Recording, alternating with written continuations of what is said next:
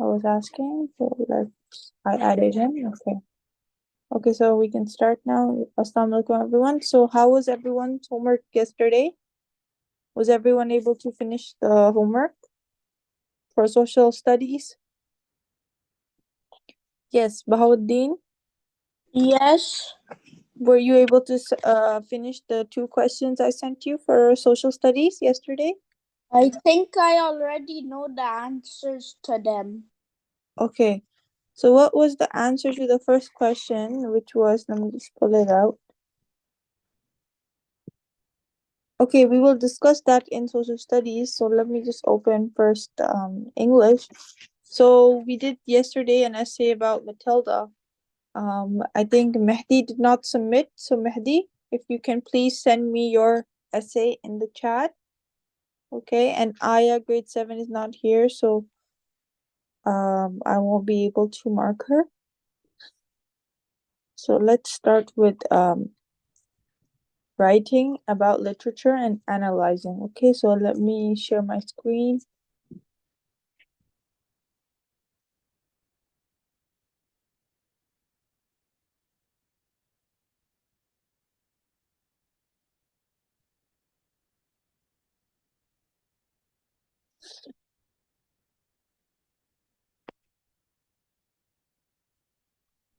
Okay, so can you see here writing about literature and analyzing prose? Yes, Bahauddin, can you read today? Jazakallah. Introduction. Now that we've gone over the basics of reading literature, we'll explore some of the finer points of reading prose. What's prose, you ask? Prose is writing without a rhyme scheme or metrical grouped into paragraphs. It's the kind of writing we do most often. In fact, the writing you're reading at this very moment is prose. Considering that most of what we read is prose, it is helpful to know what to look for analyzing it. Thus, in this chapter, we will focus on close reading or looking for the important details in a text, narration, and structure. Good. Okay, Heike, can you read close reading? Connotation versus denotation. Before we begin looking for words to consider in our literacy analyze, we must first look at how we interpret words. When we read something, we first understand it at its most basic literal level. This is called Denotation.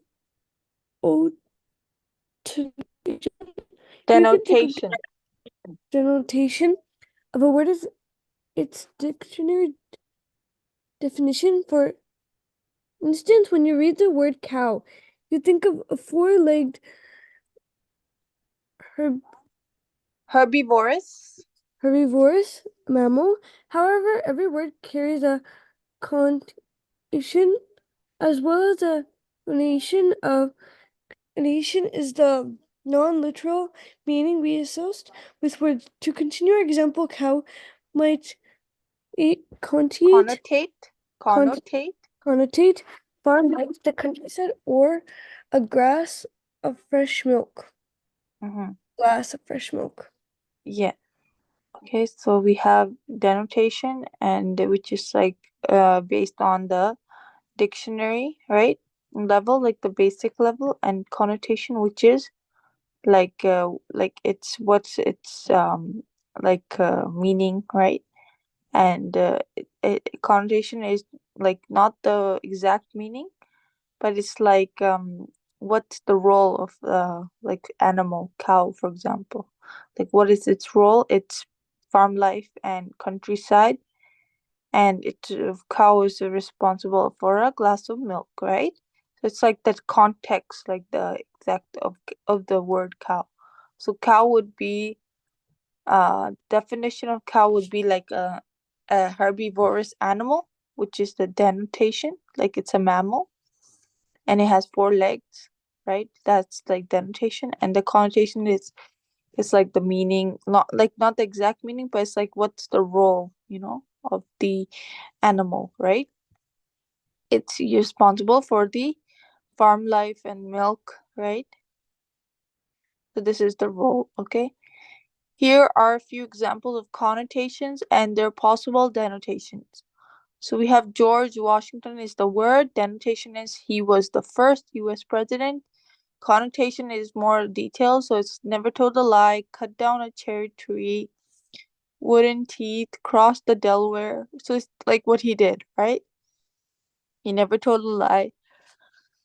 So it's like more context, more detailed explanation about him, right? And denotation is just like who he was. Like he was a president, US president, first US president, okay?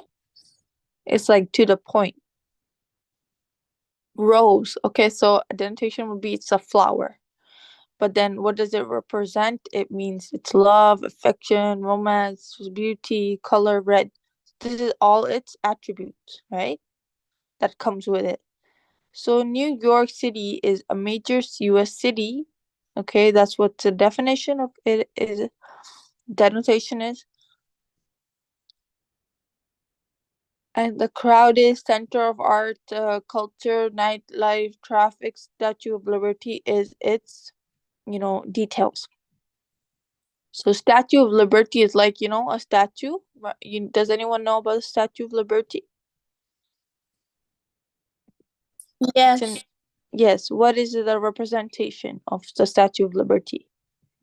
it represents liberty in New York City, a major US city. Hmm. And it's a sign of freedom, right? Like Yeah, it's a female who is holding, something that shows a sign of freedom, liberty, right? Liberty.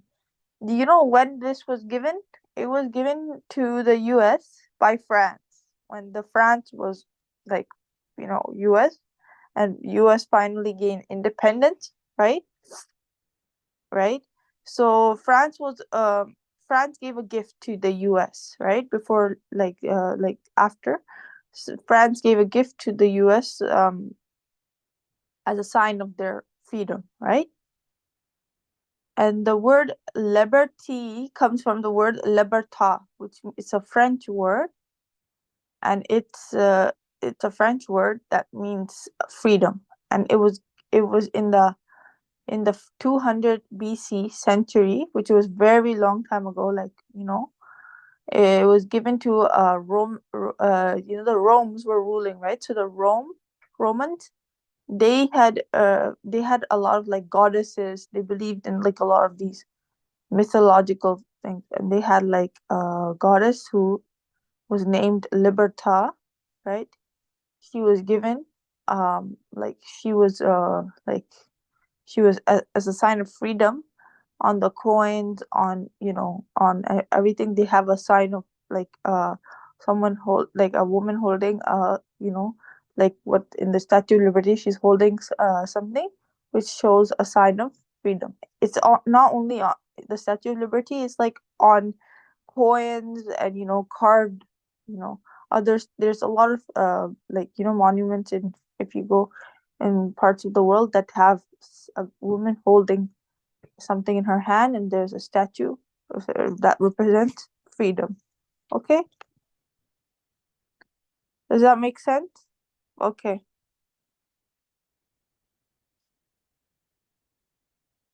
so green is a color, and a color, it's just like someone would denotate it as a color. But what does it represent? It's vegetation. In their fields, when you go outside in the park, you see a whole grass field, growth, envy, money. Green is also a color of money. And then, there's also a factor of jealousy with the green, right? Because a lot of people that have money can become greedy as well. And then the life is also like green. You see flowers, everything. These are all green, related to like growth. And springtime is also when the flowers start budding, right? It's like a green, gives you a green type of color like in your mind, right? prosperity is also, some people interpret is like when you're becoming, rich. It means you're like, if you like, it's like a green kind of like, imagine a green color, right? Okay, does anyone understand? Everyone understands this or no? Yes, Bahuddin, Haika, Mehdi, Yes, I Tabar. Okay. So as you can see, words have many connotations. Every person will find different connotations for a word, as a connotation depends on a person's background, cultural settings, emotions, and subjective opinions. For instance, while the color green often represents prosperity to Western cultures, Eastern culture associate the color red with wealth and good fortune. So the color green, it refers prosperity in the Western part of the world, but in the Eastern part of the world, red is more of the color that shows, associates with wealth and good fortune. Okay. However, there are often a number of connotations that are widely accepted as connected to a word. People from all over the world, for example, associate snow, winter, and heavy waves with summer. Okay, so some people would associate snow with the winter season and the heat waves with summer. Okay, so when you see snow, what do you imagine? Does anyone tell me, Haika? What do you imagine? Do you think it's still summer in your mind? Do you think what do you think of snow? Yes, Haika. Yes, Sorry, Haika. Yes. When you see snow, what do you imagine? Do you imagine that you're still in like a summer season? What do you imagine? it would be a cold winter season. Mm-hmm. Right. So cold winter season. That's what we imagine automatically when we see snow. It won't be snowing in a summer hot day, right? That would be hard to imagine. We can only imagine snow on a winter day, right? So how do we apply this to reading? Well, when people read, certain words often stand out to them. This is usually because those words carry strong connotations for the reader. Thus, when you read, look for words whose meanings stand out, especially if they relate to a recurring theme in the text. As an example, read through the following excerpt from Edgar Allan Poe's The Fall of the House of Usher. Some words that stand out have been italicized. So sometimes to give when you're writing, to give like, you want to make the audience like, more uh like understand your writing, so you would utilize it, your for example, your main idea, right? So if you're talking about something related to destruction, you would describe the reasons, maybe become for destruction during the World War II, for example, was because of like attacks and stuff like that. You would highlight the dates, in this year 1916, you would utilize it to represent that what year caused the most destruction, so that would make readers more interested in your writing. Okay, so when reading a passage like this, you might get a general impression that its mood is gloomy and depressing. Certain key words in the passage are what creates the impression, and if we look at italicized text, we can see a pattern. The narrator is describing a house, but a vacant eye like window has a dentation or dark or empty windows, but it also brings up the connotation of corpses. Rank mean overgrown, but it can bring up connotations of abandonment and possible decay.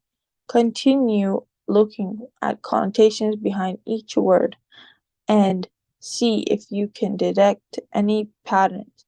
For instance, do the italicized words in the passage make you think of death, decline, and decay? Does comparison um does comparison often, yeah, so this comparison so yeah, so it allies word decay and make you think of death, decline, decay. Does the comparison to the after dream of the reveler upon PM uh, ask these kinds of questions. You're on the way to do a close reading. So rhetorical devices. Now you know how to reach for connotation and denotation in text, but how do you tell which words you should examine closely? If you were to spend time doing a close reading of every word in a story, you would never finish. Thus, you want to look at rhetorical devices when you read. Rhetorical devices are words that serve a special function in the text. Authors include them in the convey a meaning to the reader listed below. So, some examples of figure eight rhetorical devices are metaphors and similes. Okay, so what are metaphors? Does anyone know before we look at metaphors?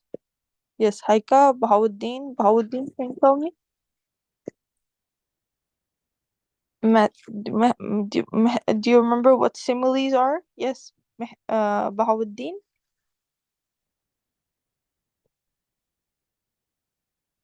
Bahauddin, can you hear me? Haika, do you remember what similes are? Was letting me unmute. Oh, sorry. So, do you know what similes are? They use like or as. Good. And what are metaphors? They Metaphors compare compare two things two by things by saying they are the same. yeah.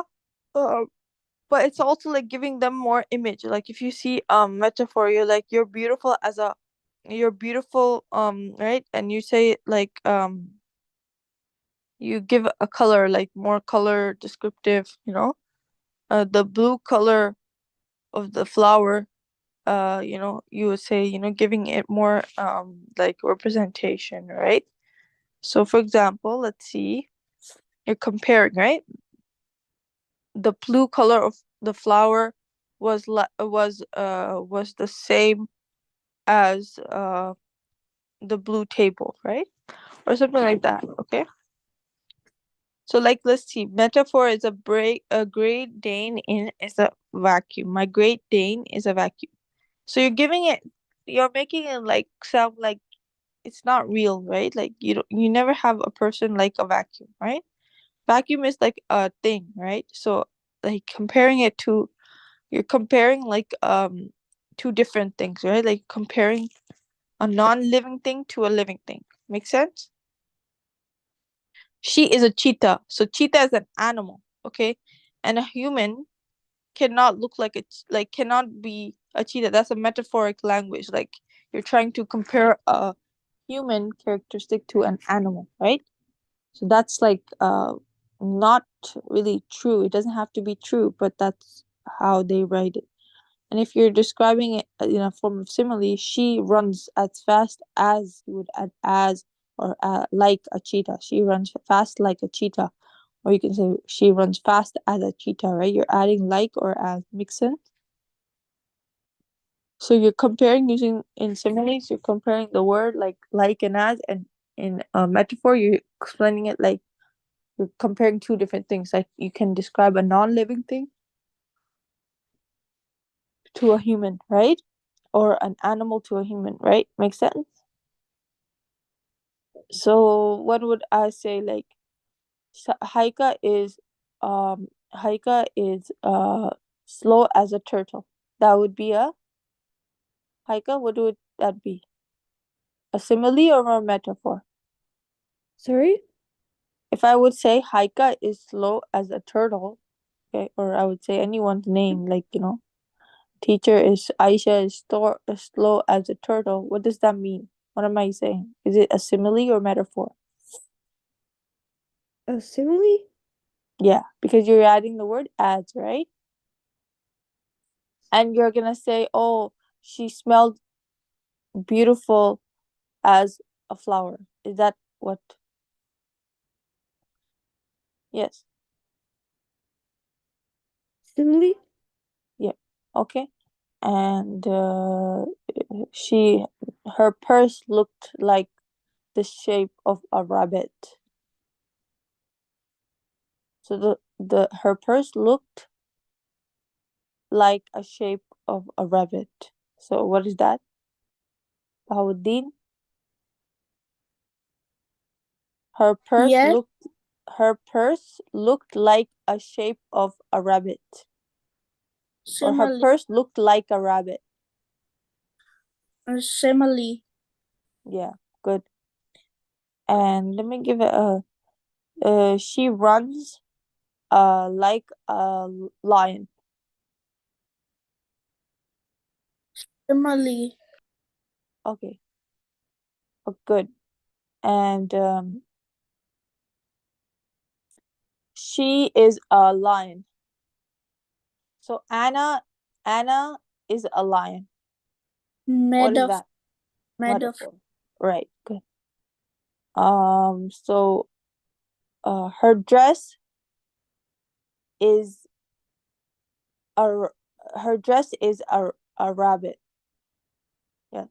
metaphor, Yeah, because you're comparing an animal to a thing. Yeah.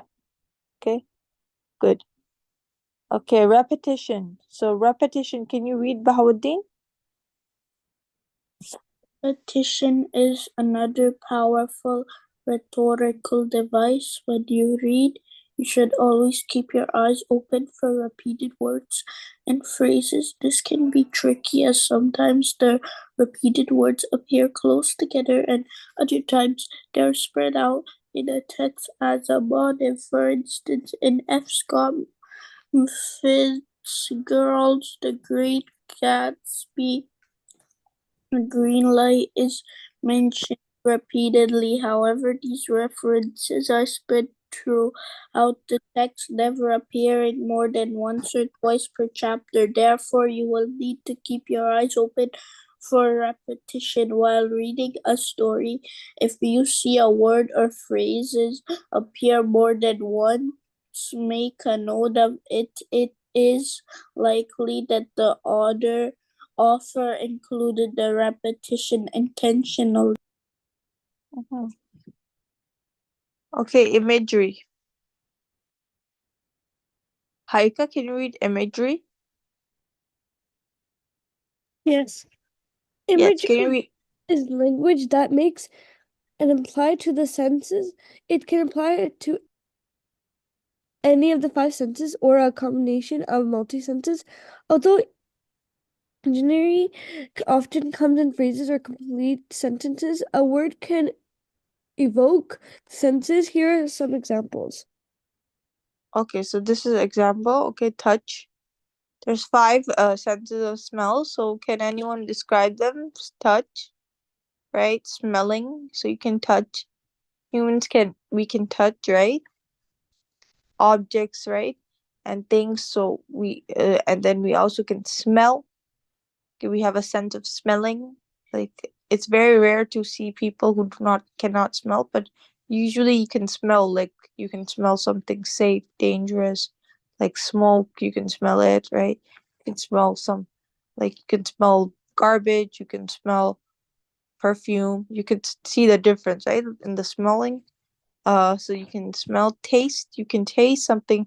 So there's so many different tastes, but we have something like sour we can taste, right? More like citrus flavor. And then we could taste sweet things, right? We like sweet things. And we can taste salty things. So we can taste a lot of we can have we have like savory glands, right? Like in our taste buds, so we can taste. And we can taste something like juicy, we can taste something watery, right? We can taste all these different flavors, right? And textures of food, and right. So sound, okay, we can hear, right, with our ear. We can hear sirens, right? If you hear the police car, you can hear the siren. You can hear people car horns when they not when they you know they press the horn, so button to you know when they're driving. And when we can hear a lot of, like, you can hear when someone is making noise, when someone is talking. So can you tell me a sound that you can hear, Bahauddin? Yeah, what is a sound that we humans can hear? Like, we have a sense of sound. So can you tell me an example? Talking. Talking. Talking, right? When someone is talking, you can hear them. Or when you're going to some place to like order, you order, like you go to Tim Horton, you order, stand up at the cashier, you are talking to the cashier, and you can hear them tell to ask you first when you stand, when you come in line, to ask you that what is your order, right? So if you can hear that, then you can respond, right? So it's a sense of sound, right? Makes sense? Okay. Sight. So you can see things, right? For example, you're in line and you're standing and you can see what to order, right? You can see the menu. You can see the donuts in front of you, in the glass window. You can order, right? And what different type of, like, sweets you want, right? If you want Timbit, you can order that by looking at which ones are available, right? And then based on that, you place your order. Makes sense? So your view is very important. You can see, alhamdulillah. So you can see okay, when you're going to the grocery store, you want to get the red apple. There's different kinds of apple. There's yellow, green, red. And you need the red. So you go into the red section and you see the red apple, then you pick that up and you bring it home, right? That's it. That is because of sight. Makes sense? Vocabulary. So prose, denotation, we learned, right? These are the words we learned. Prose are writing without rhyme or meter. Prose writing is usually grouped into paragraphs. That's prose. Then we have denotations, which is the exact meaning of the word, right? Who was George Washington? So you define him as the first president, but the connotation would be like background and experiences and what work he did, right? Describing more that. Makes sense? And then the metaphor we learned is comparing two things by saying they are the same. So you can compare a human to an animal by saying she is a cheetah, she is a lion, she is an elephant, right? But it's like saying Sally looks like, if you said Sally looks like an elephant, so you're comparing Sally to an elephant by using like, that would be a simile. Or if you compare two things with using as, that would be a simile, like or as. Okay, repetition is like the recurrence of words. So you say, so basically, you're repeating two words, like, bubble, bubble, in the if you're writing a poem, if you write, okay, so bubble, bubble comes trouble. So if you're saying that, you're using the word twice. Make sense?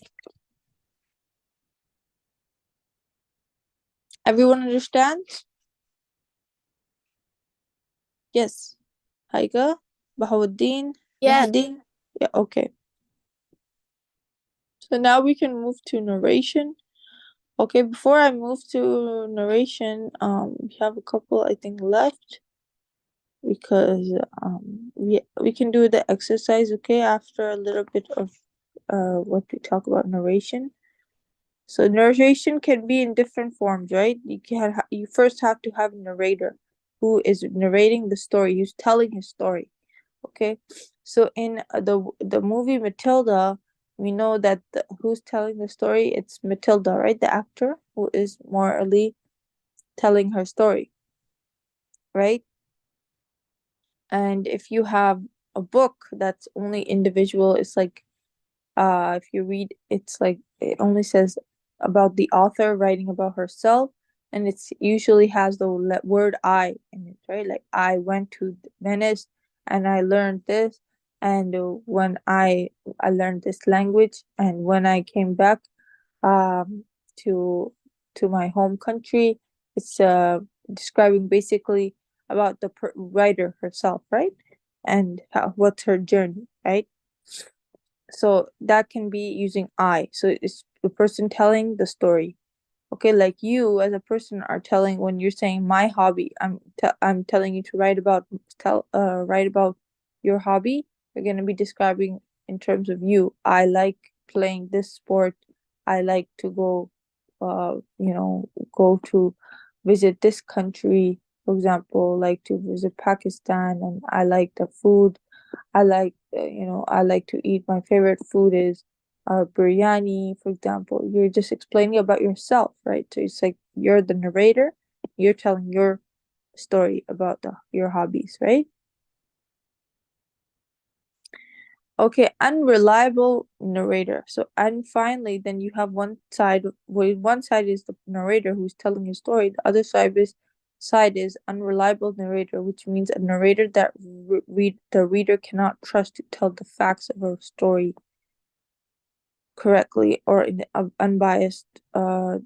Yeah, unbiased narrator is a narrator that reader cannot trust, right? To tell um the facts, because it's not easily relatable, right? Because it's some unbiased.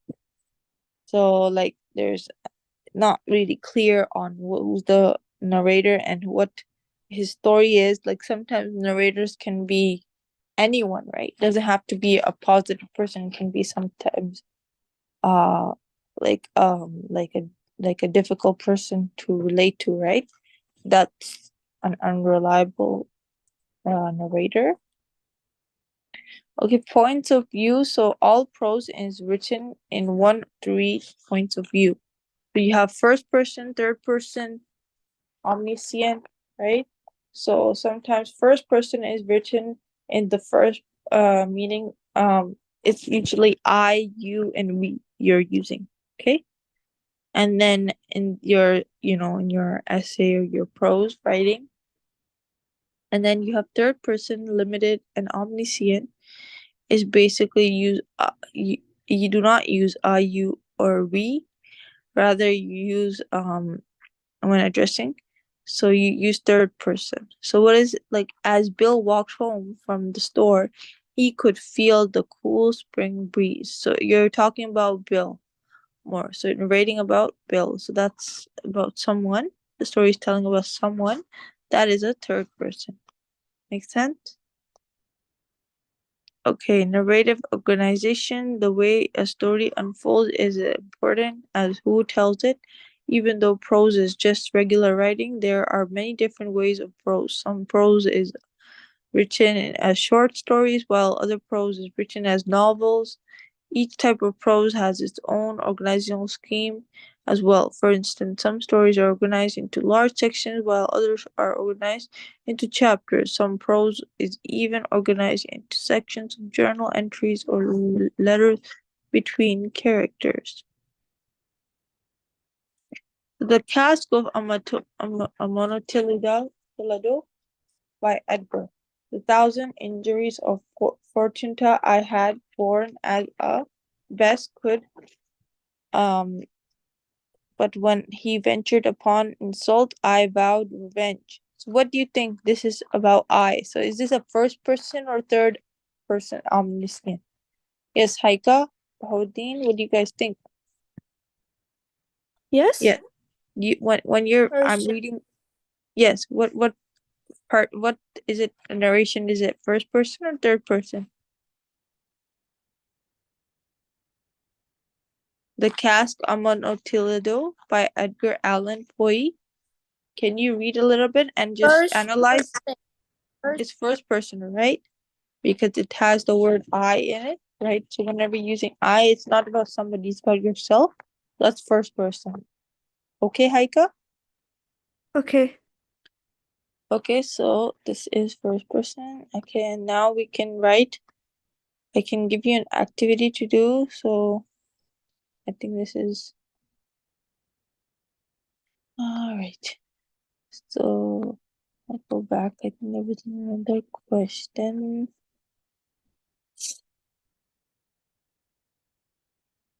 Okay.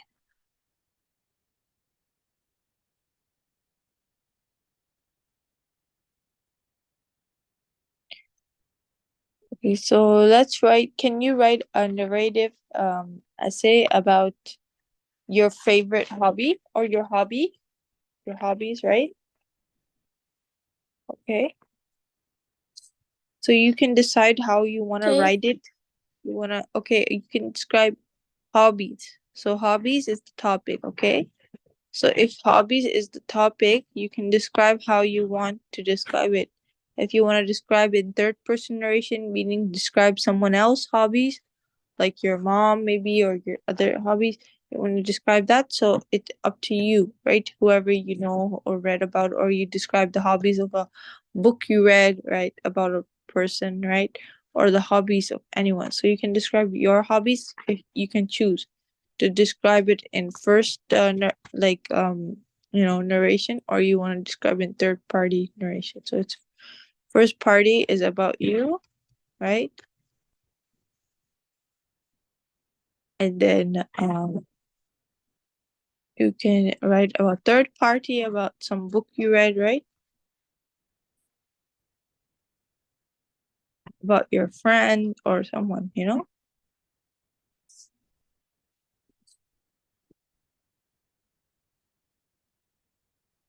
Okay. So can I will give you guys 20 minutes to write about your hobby. It should be about 100 words, right? So 100 word uh try to describe your hobbies, what your likes and what's your favorite food, right? And what you like to do, what if you like reading, what book you like reading, you know, everything should come in.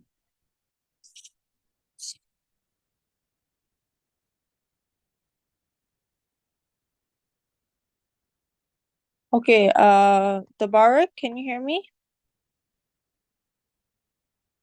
Yes, Tabarak. Mehdi. Yes. Yes, can you write an essay about your hobbies? What you like to eat, food, what you like to Okay. play, like favorite sport. Okay, it's about yourself, so can you write something about yourself? Your Okay. favorite game, for example, Okay. favorite food, okay? And can you Can also I do it tell on a me, paper? yeah, you can write on paper, and can you also tell Okay. Mehdi to write it about Okay. his hobbies, okay? Okay. Jazakallah.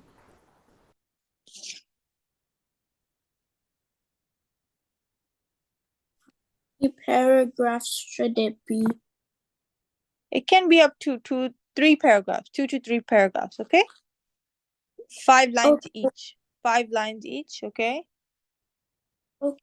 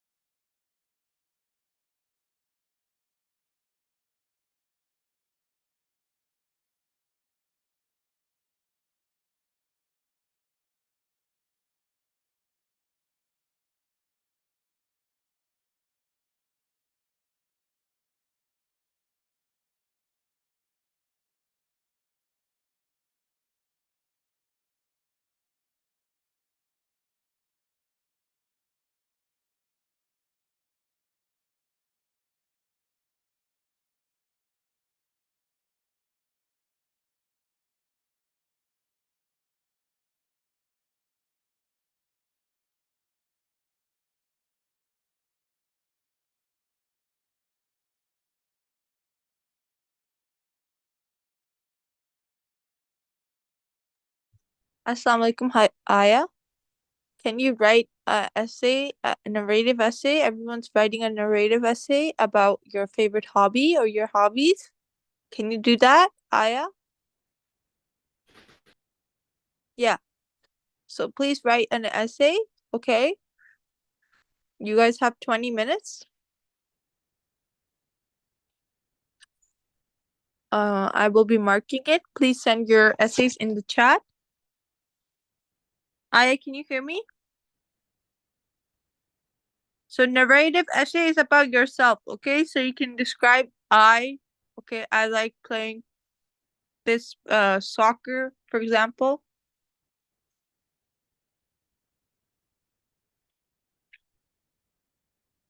My favorite place to visit is Kenya, for example, like whatever you like. You can describe it about yourself, okay, Aya?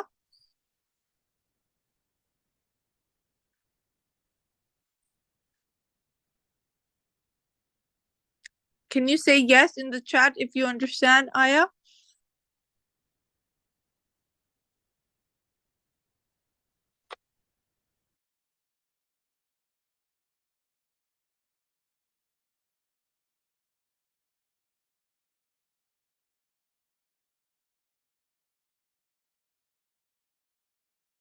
Teacher, I can do about someone else or just possible I can only do myself?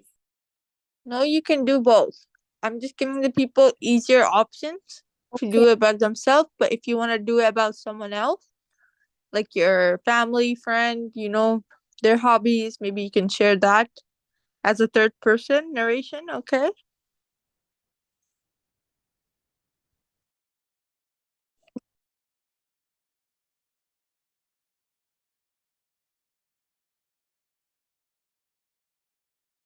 Wait, so just the hobbies, right? Yes, so hobbies. So like, Okay. yeah.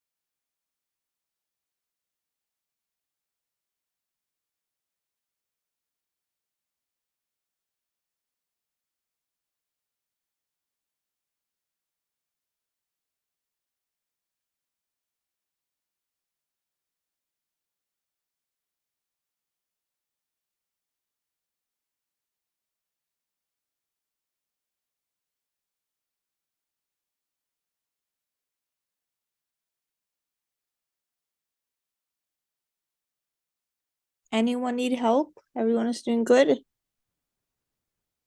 Yes, Bawuddin? I'm still working.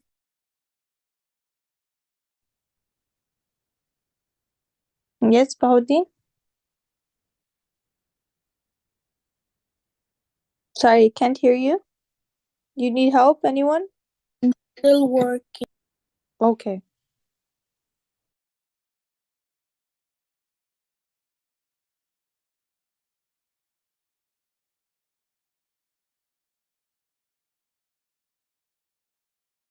Teacher,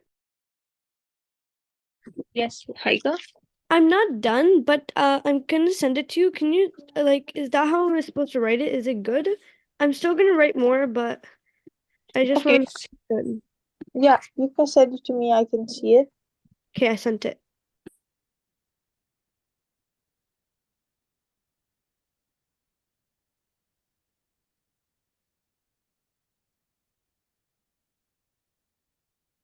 So I am very active. Okay. You can put a full stop. Okay, so Okay. period there. Yeah. And then I do a lot of hobbies. Comma. Some hobbies I do are basketball, swimming, biking, rollerblading, arts and crafts, reading, writing, story making, singing, listening to music, sewing, knitting, drawing, baking, painting, learning new things, okay. So you can have when you have half of these words, right, and like basically till like baking, you can put a full stop. Then you can say I also, after baking, you can say I also like sewing, knitting, okay?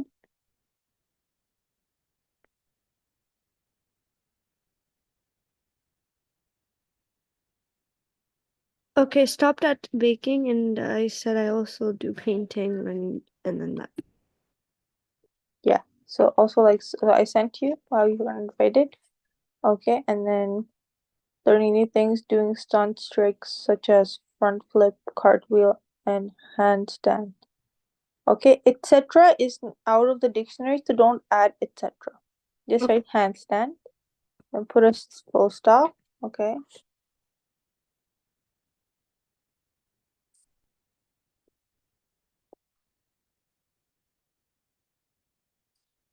Okay, and then write I have a lot of hobbies. I do mostly all of them every day. I mostly do more hobbies during the summertime. Okay. Yeah, I have a lot of hobbies. I do mostly all of them. Yeah, so I have a lot of hobbies. I like to do mostly all of them. Okay. So you can say I have capital, right? I should say capital Yeah, I don't know why I did that. hobbies. Yeah, no problem. It's okay. I'll Just help you right now. We were not doing the final copy. Once you're done, you can edit it, inshallah. I have a lot of hobbies I like to do.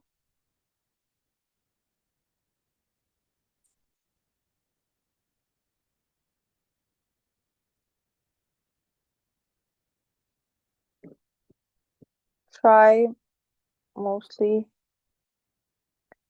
to do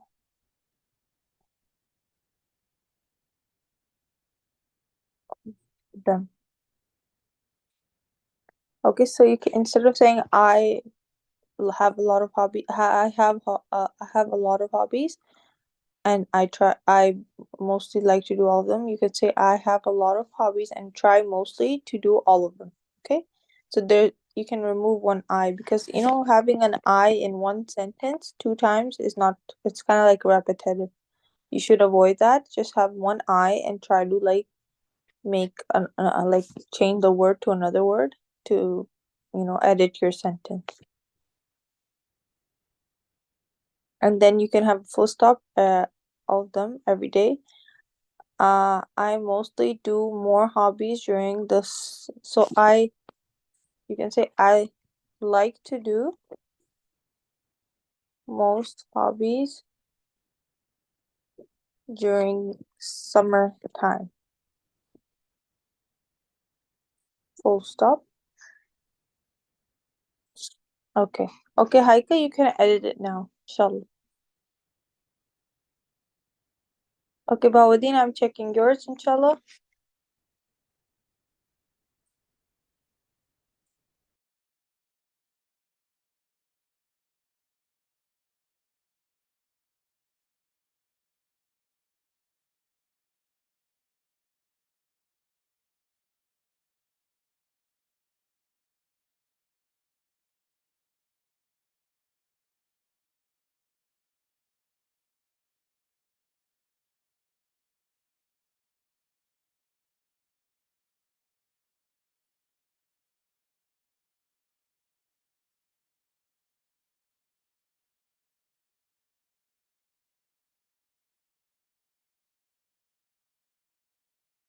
After editing this, would you like me to write more? Uh, yeah, if you want, this is enough, right? Okay. But you can just separate the sentences, right? Like separate the paragraph, sorry. So like 5 lines, one paragraph, and the other lines should be another paragraph, okay? Okay, per paragraphs, okay? Jazakallah. I'm doing Bahauddin's marking first, then I will mark yours after. Okay, so if he were to pick one favorite hobby of his out of the many he had, he will definitely pick gardening. He developed a taste for dancing when he was very young. The way his feet moved to rhythm of the music convinced his parents that he was a born dancer. Dancing is very uplifting as well as economical. He has always had a love for music and dance, however, he never. So, Bahuddin, you know where you said, however, the he should be lowercase because you're not putting a full stop, right, Bahuddin? So, you know where you say, you can edit it, it's okay. I won't be deducting the mark. Okay. He, right? You can write this, okay? He should be lowercase.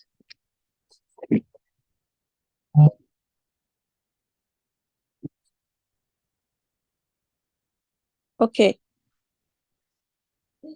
However, he never realized the utter joy it to bring to humans. Dancing gives us a lot of exercises. It teaches us to move our our body rhythmically and feel the beat of every song. This kind of physical exercise is extremely delightful and enjoyable. Moreover, dance also taught him how to stay strong and push his limits. He has had many injuries while dancing, too many bruises and cuts, but that didn't stop him from pursuing it further. In fact, it pushes him to do his best and realize his potential more than ever, and it also inspires me as well. Very good, Bahrain, very nice. And this is very good way of, adding some rhetorical devices to your text, making it more interesting to the reader. So very good job. Mashallah, excellent job. Just edit the he, okay, and you can send it to me later, but I will give you the mark right now.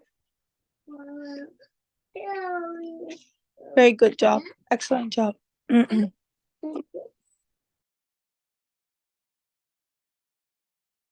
Teacher, I sent the new one. Is this better? Wow. Yeah. Wow. Okay. Let me read it. Okay. I'm very active. I have a lot of hobbies. Some hobbies I do: basketball, swimming, biking, rollerblading, arts and craft, reading, writing, story making. Okay, Heike, I told you to have a full stop. I don't see the full stop anywhere after the, how I told you to before I did. knitting and yeah. Okay, yeah, I see, I see. Good. You said after Okay, baking. okay, good. Yes. So after baking, I see it now. Jazakallah. So writing, story making, singing, listening to music, and knitting.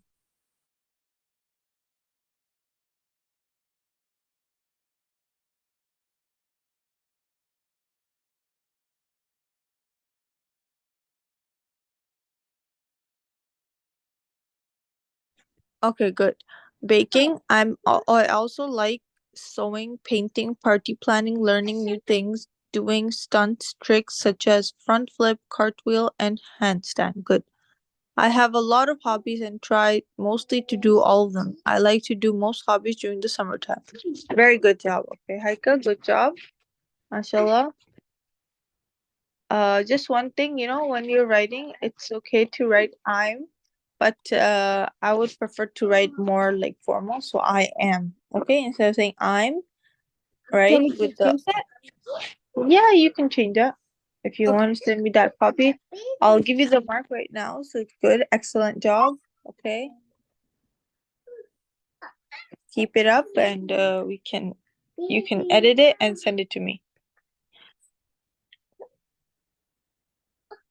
And you know where you said stunt and you put the slash. So in writing, don't try to avoid the slash. Okay, just write stunt and tricks.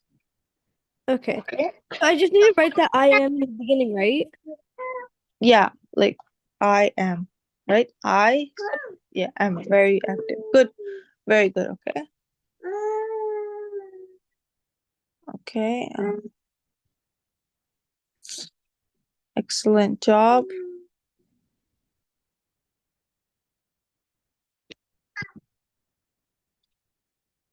Okay. Very good.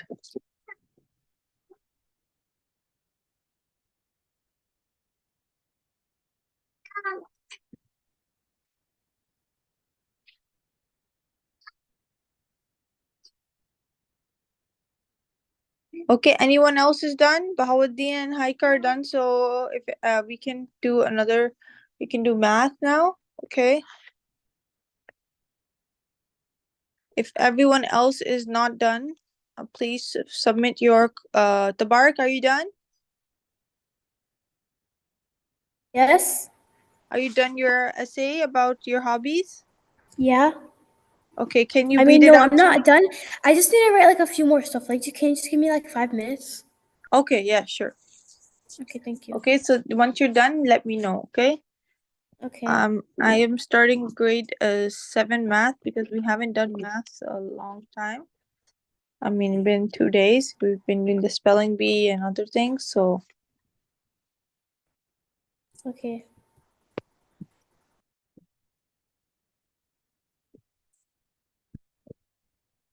I have to assign IXL.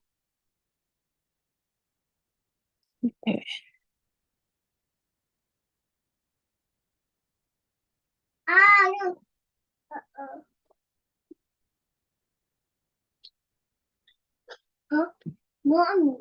Okay, so let's see IXL grade 6 for integers. We did division, multiply 3 or more words, word problems. Okay, yes, Bahauddin.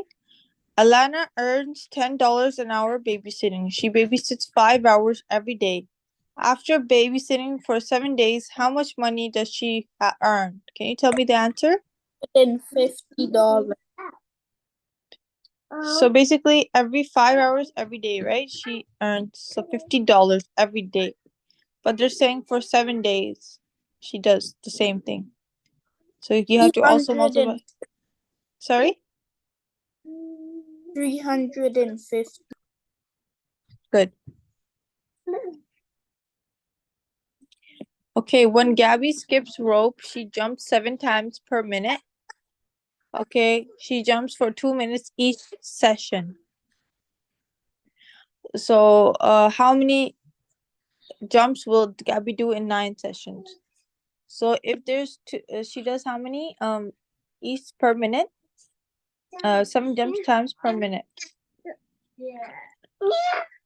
and she jumps like for 2 minutes each session. So that is 14. Yes. Yes. What's the answer? The answer is 126. So 136. What are you saying? 126. 156? 126. 126. Okay. Good. Very good. Okay. The movie theater charges $4 per ticket. They have 5 rows of seats and 8 seats in each row. How much money can the teacher earn in tickets? 160.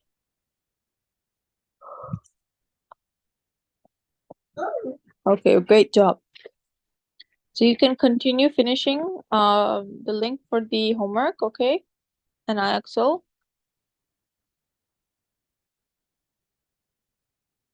If not, if you don't do it, complete it in the self-study, you can do it for the homework, okay? So Bhaudi, I sent you this link. Please finish them. Okay, I'm doing it. Okay, Jazakallah. Okay, now we're gonna do Haika, grade 7, IXO. Can you help me for one of the IXLs? Sorry? I need help with one of the IXLs. Okay, can you tell me which one do you need help in? I think it was prime factorization. Prime factorization. Yes, I just need Okay, to explain it again, how to do it. okay.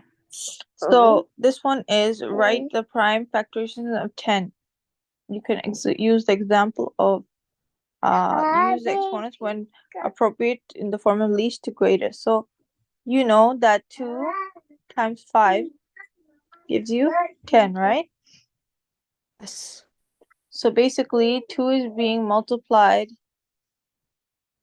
Basically, also we can say 2 is multiplied only once, and then we have 5. So basically you can write it like this, right? 2 dot and then 5. Make sense? Yes. Right? Like that. Okay. Okay, good. So that's how you do it, okay? And if you have something like 16, you know what times what gives you 16? 2 times 8, right? Gives you 16. Then And that the means 8 can, yeah, the 8 can be, you know that the 8 can also be simplified further by saying 2 times 4, right? yes. And then you also know that 2 times 4 is basically also can be written like this.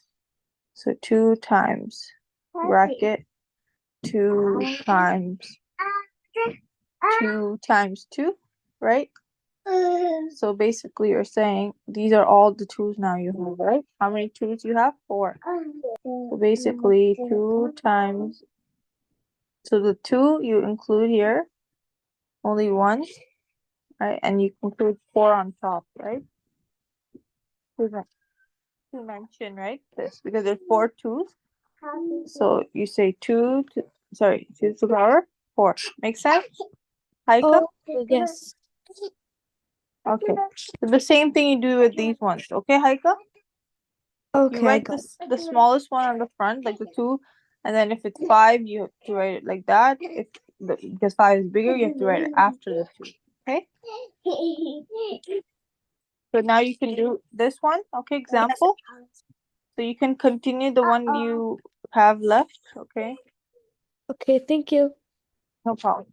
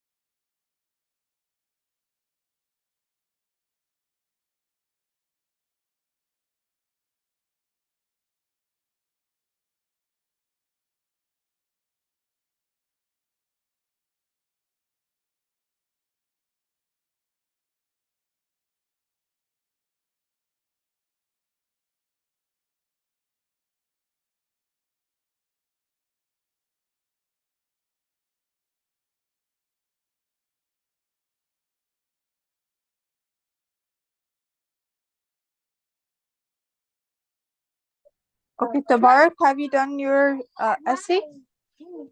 Tabarak? Yes. Yes, are Yes, you I done? did it. Okay. Yes. Could you? Can I say it right now?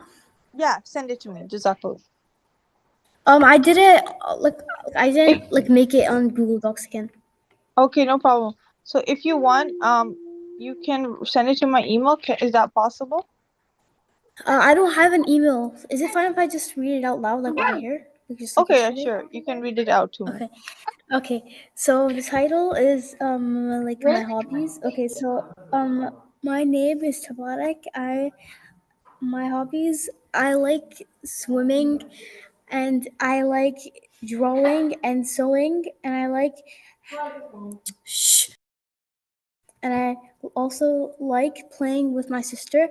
I like traveling. I like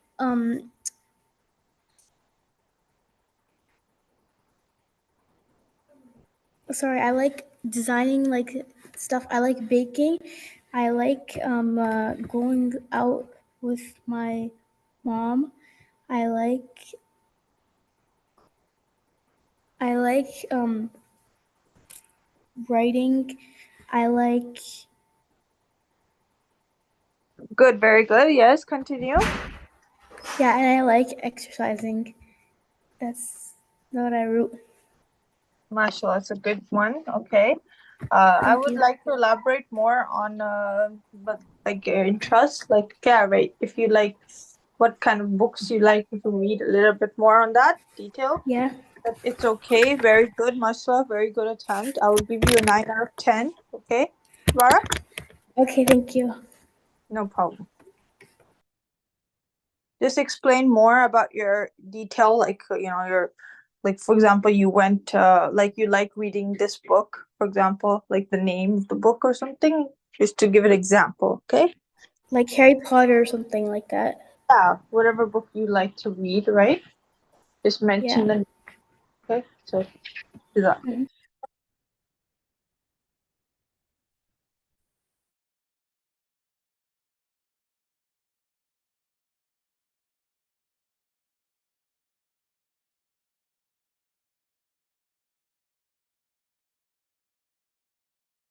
Is Mehdi done? The bark, his essay. I'm gonna ask him. Mehdi, he says not yet.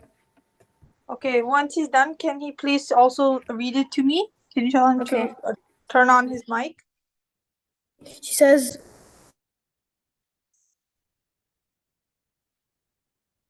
Mehdi, everyone is reading. Can you also please read it to me?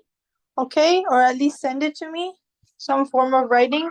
I can see your work. Jazakallah.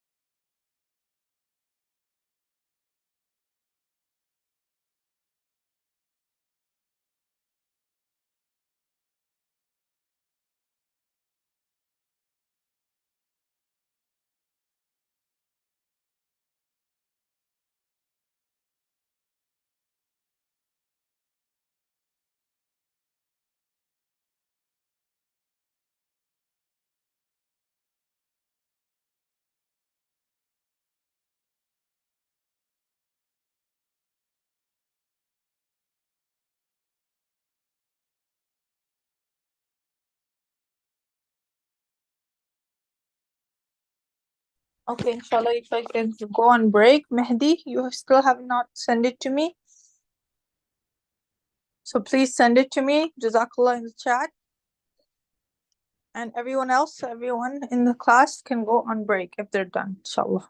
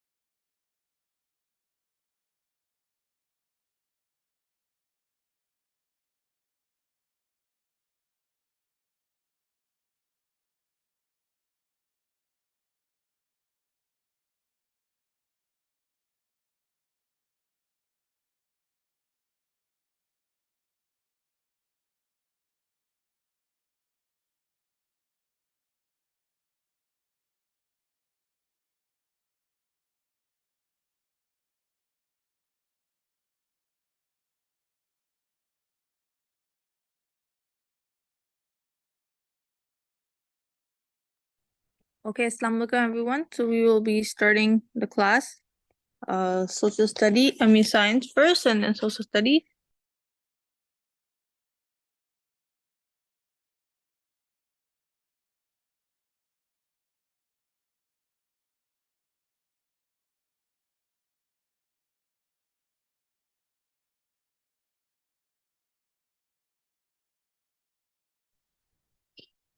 Okay, so I'm sharing my screen. 1 second.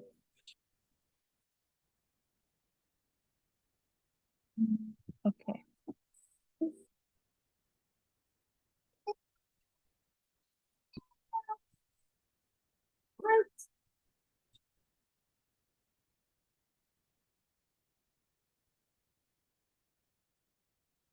Okay, so earth sciences.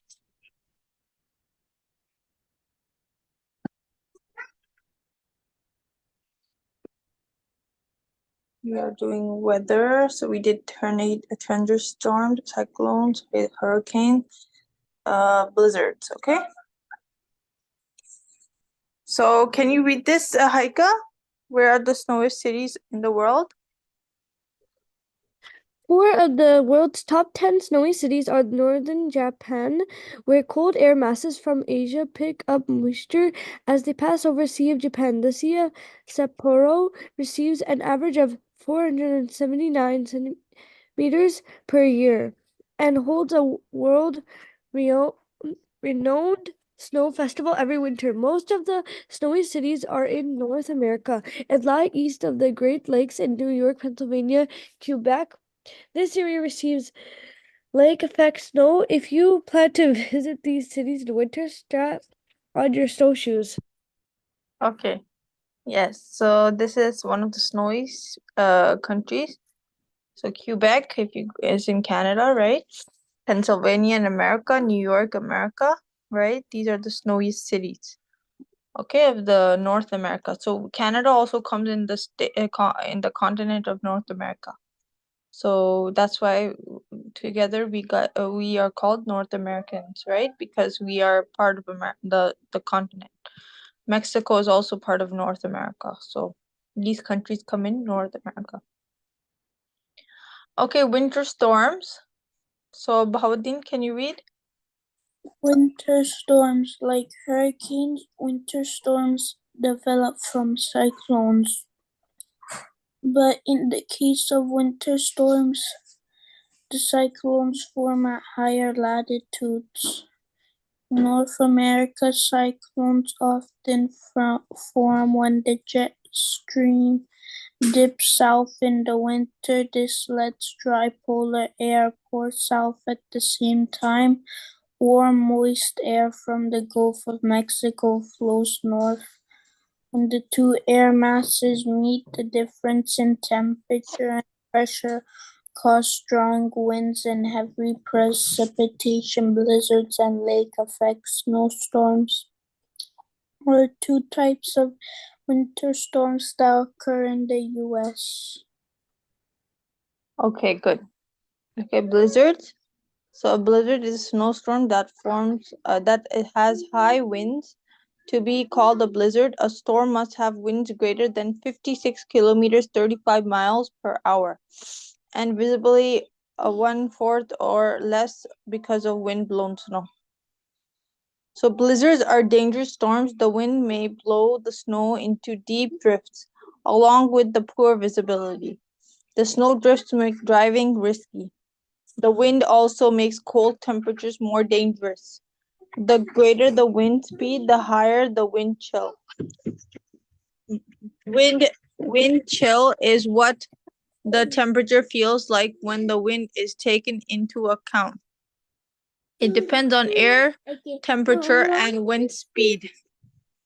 Higher wind chill will cause a person to suffer frostbite and other harmful effects of cold sooner than the wind isn't blowing. Okay, so when you go out, usually it's very risky, right? When they're driving because of this snow drift, right? Effect, right? The wind, right? Yeah. So can you see the lake effect snow? Yes, Bahauddin. The lake affects the snow because then the snow will melt into the lake and it will help the lake grow. Yeah. The image below shows how lake effect snow occurs. Winter wind pick up moisture as they pass over the relatively warm waters of a large lake. When the wind reached the cold land on the other side, the air cooled. So since there was so much moisture in the air, it can drop a lot of snow. More than 254 centimeters of snow may fall in a single lake effect. This is a picture. You can see the lake effect of snow. The water Teacher, is I releasing go the to warm. the bathroom. Yeah, sure. So this is the lake effect of snow falls. So there's the warm air, the warm water from the air is released to the clouds, and that eventually goes to the clouds and releases the snow on the cold land, right? On the land. So this is the relation. So I would recommend you to answer these questions based on what we read. Okay, Haika? Okay.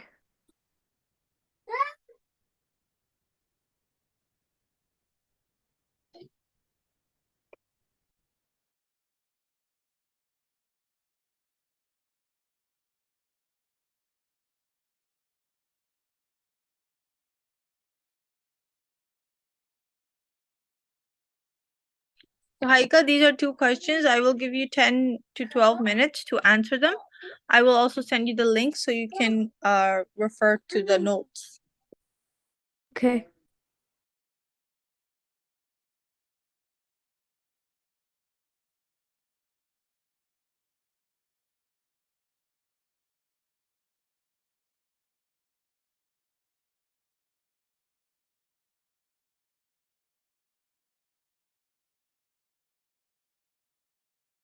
Grade 6 and 7 and 8.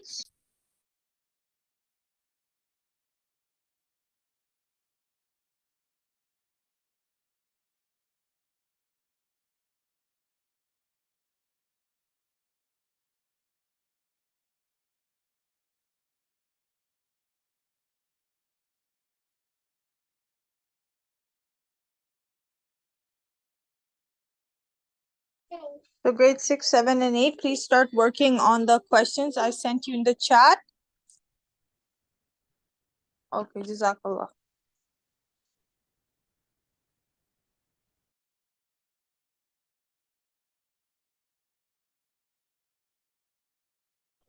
Assalamu alaikum warahmatullahi wabarakatuh, Sister Aisha. Could you open the breakout room? Uh, I can check, but one second. Yes, Is Sister Saba in I'm the not. meeting? No. Okay, I will try. Oh, yes. Yes. I was having a bad connection, and then now I'm not the host, so I don't know.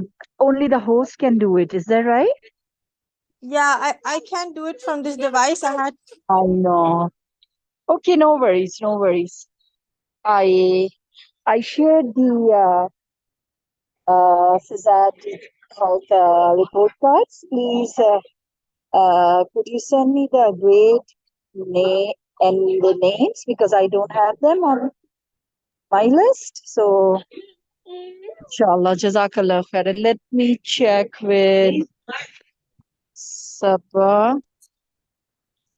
Okay, she's not here. Okay, and also not OS. Brothers are also not here, right?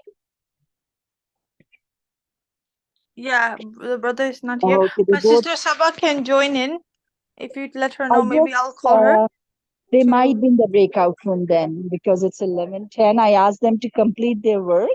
They Okay. are working. So I guess they both are, inshallah, will be in the room. So then I can leave. Okay. All right. Shukran. Jazakallahu khairan. Oh yeah. Assalamu No problem. alaikum. So,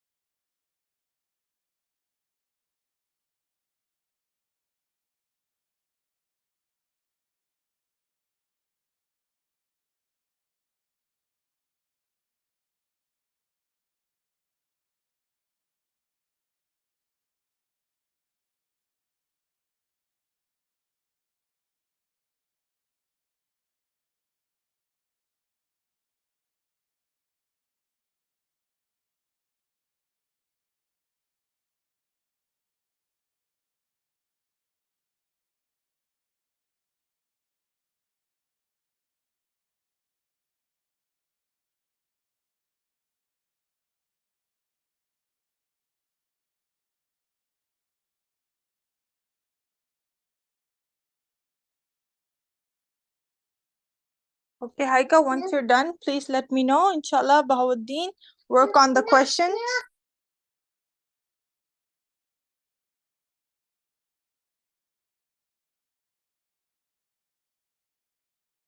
Is that clear, everyone? Haika, Mehdi, Bahauddin, please work on the questions. I have sent you in the chat. Jazakallah.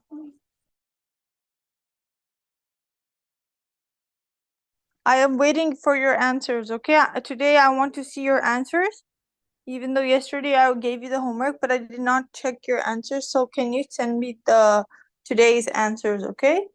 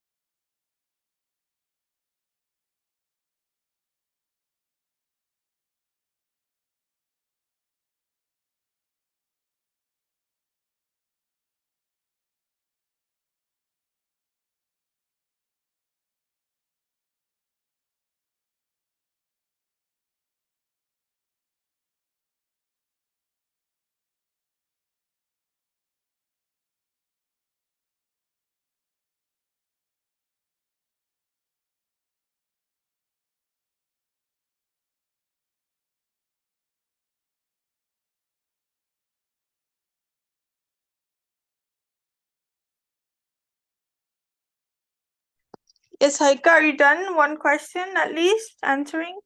Yeah, I'm almost done. Okay, send me your answer in the chat, inshallah. I can check. Mehdi, can you send me your answer as well? Bahauddin, please. Jazakallah.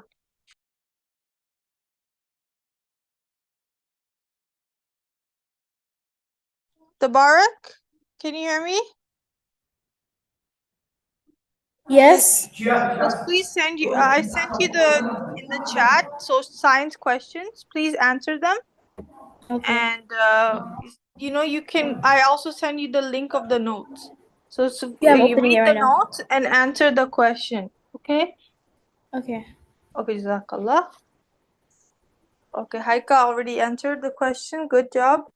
One is question number one. A snowstorm is a weather event with a significant snowfall. A blizzard is a severe snowstorm. Okay, characterized by the strong winds causing blowing snow and reducing visibility. Good job, Haika. And Bahauddin also answered a snowstorm or winter storm is generally considered less severe due to lack of high winds and low visibility. Good. You guys had similar answers. Very good, mashallah. Good job. And Bahauddin also good job. And can you answer the second question as well? Inshallah, I'll wait.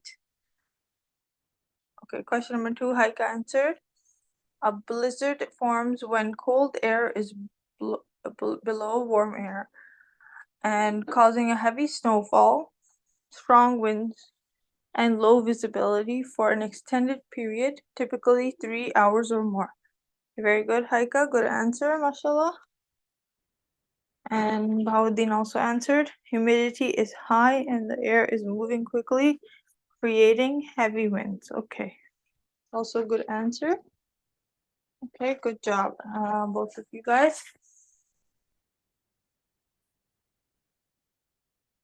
So 2 out of 2. Okay, for the questions.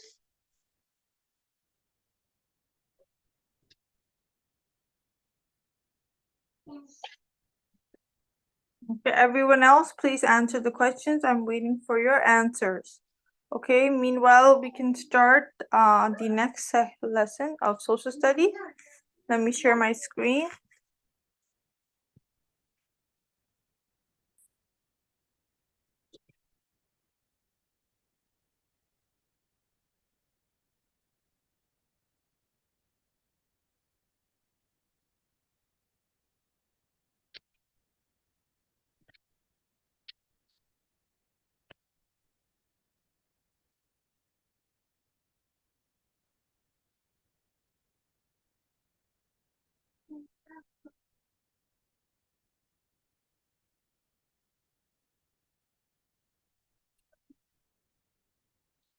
So we are doing social studies and geography.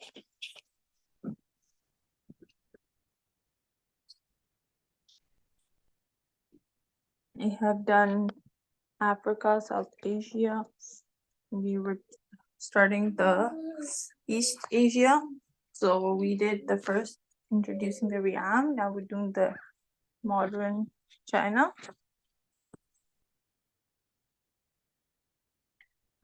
Okay. Aika, can you read China modernizes? Okay. China is the world's largest Buddhist country, isolated from Europeans and Central Asians by the Himalayas and other high mountain ranges. Chinese culture has endured for thousands of years, rich in history, adventure, and intrigue. A tour through China world reveal a people with a deep, long-standing love of land traditions as old as record history and a spirit commerce and hard work that sustains them to this day. Yes, the form of communism promoted by Mao Zedong was not the same as type of communism practiced in the Soviet Union. Various communist experiments were forced upon Chinese people with disastrous results. For example, in 1958, a Great Leap result, for example, was announced. In this program, people were divided into communes, and peasant armies were to work the land, while citizens were asked to donate their pots and pans to produce scrap metal and increase the country's industrial output. The goal was to improve productivity and increase efficiency. The opposite occurred, and millions of Chinese died of starvation during this era. Another disaster began in 1966 and continued until Mao died in 1976. The Great Proletarian Cultural Revolution wreaked havoc on 4,000 years of Chinese traditional culture.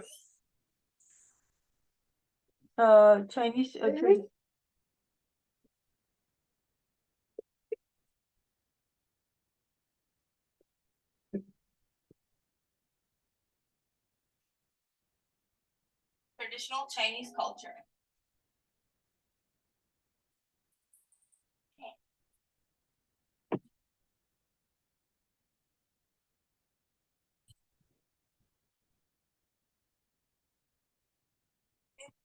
So there was and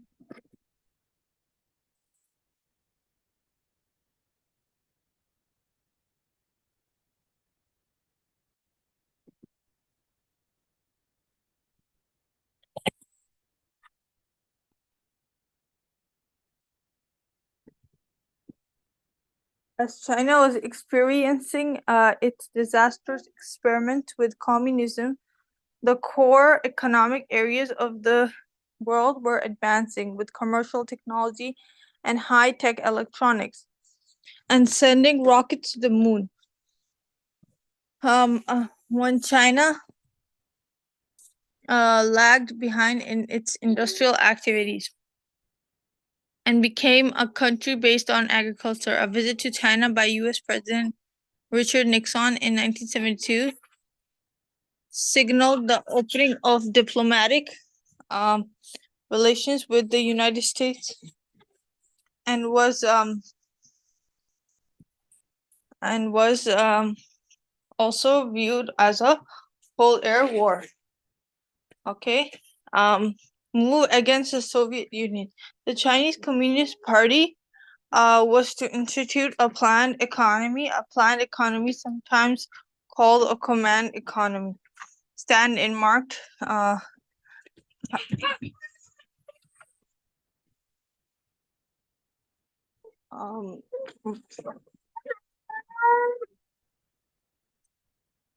yeah, so one second. So a Chinese Communist Party approach when it took power was to institute a planned economy, A planned economy, sometimes called a command economy, standard marked. Yeah.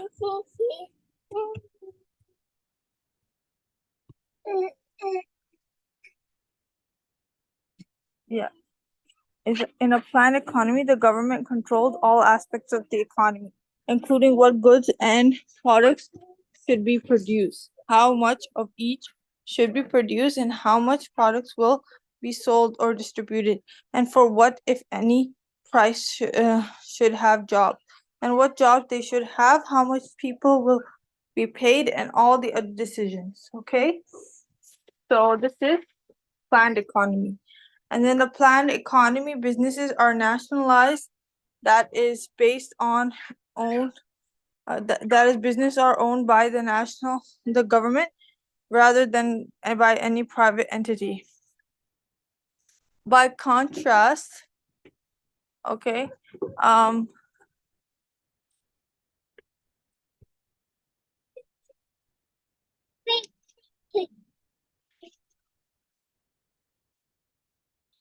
yes. So by contrast, let me share my screen. Sorry, one second.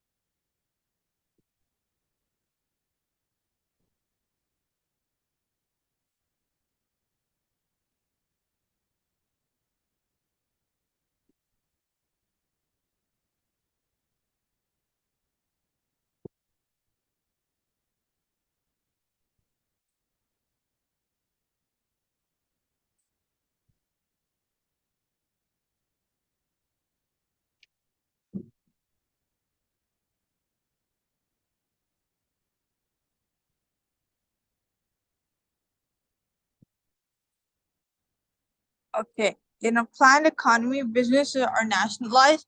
That is because the business are owned by the national government rather than by private uh,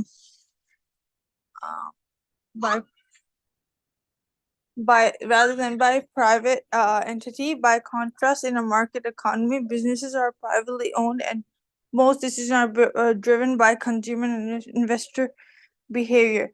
The decade of 1980s was a transition for China in that there was a shift of focus from China's